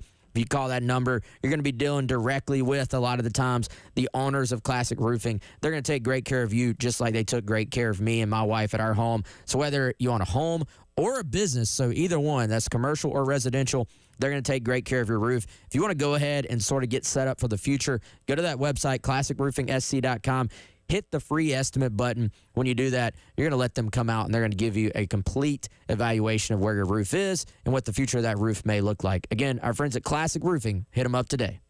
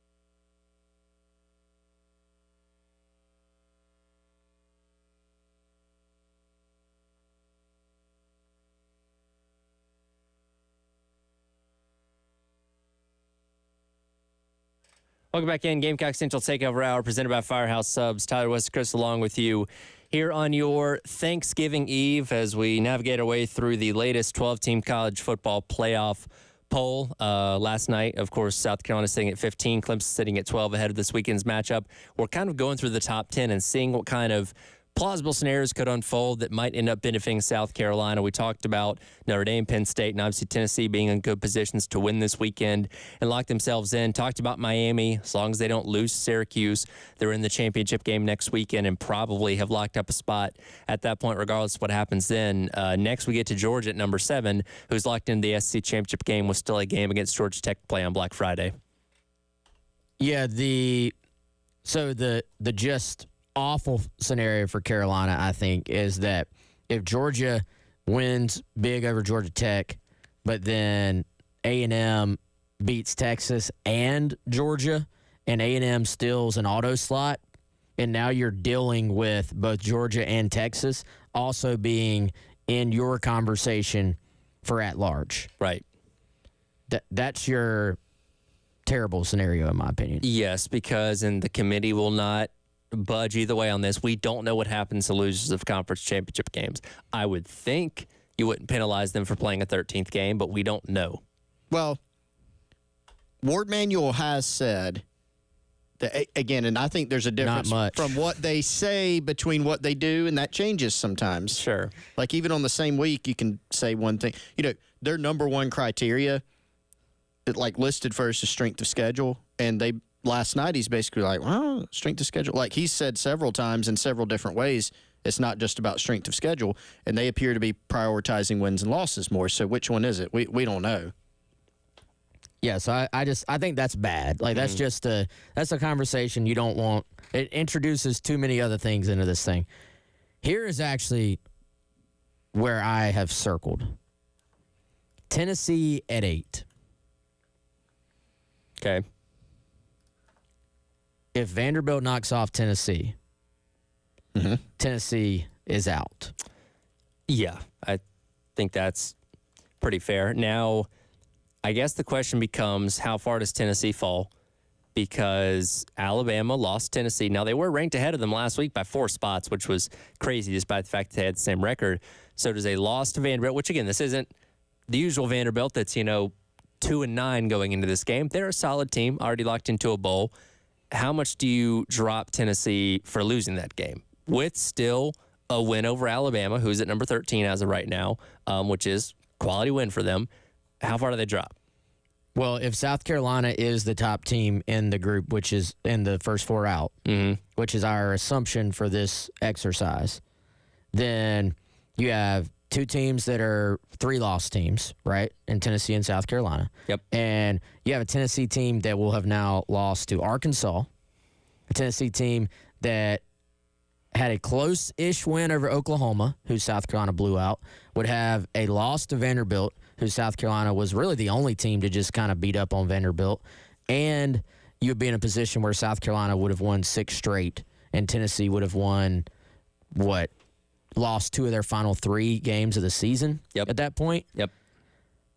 I think if South Carolina was the top of that first 4 out, then they get in over Tennessee. I think that's your easiest, simplest path for South Carolina is Vandy knocks off Tennessee and South Carolina has a convincing win over Clemson. Makes sense. Because you potentially move up in the final 4 or first 4 out. Yeah. And you open up a spot in the current field, basically. Would be nice if you got multiples, like Notre Dame losing to Southern Cal. That would help out a whole lot. Southern Cal, the Trojans -7.5 at home. Yes. Maybe Indiana loses to Purdue. All right, Tyler. I'm not saying that. All right, guys. All right, well, we're running out of time, but I was trying to go through each one. Yeah. I gotcha. So next, you have SMU, who's already in the championship game and can play their way in regardless. Yes, but if your scenario there is SMU loses to Cal and then Miami beats them, so that would SMU's done, and then the ACC is a 1 right. The league. ACC is in a position to get 2 in as of right now, and that would drop into 1, so that does help your case out. That completely opens the door for somebody in the first 4 out goes in. Sure. If SMU finally Indiana, they're in with a win. It appears. Yeah. If they only drop 5 spots and they're still viewed as a team worthy of being in the playoff, I don't see why beating Purdue would change anything. The straight up act of God for everybody else would be that Purdue, the worst team on the planet, beats Indiana on Saturday. By the way, ESPN Analytics currently gives Indiana a 97.6% chance to win the game. And by line, that would be a bigger upset than Vandy beating Alabama this year before we knew that Vandy was actually pretty good. There's always a chance. Act of God. We'll see what happens. Again, not going to be here tomorrow. Be back in here on Black Friday, getting you set for Carolina and Clemson coming up on Saturday. Kickoff at noon. Pregame coverage starting Saturday morning with Gamecocks Game Day. Myself, Terry Ford, at 7 a.m. Coming up next, halftime show, Terry live at The Nest, right down the street from us here in the Vista on The Game.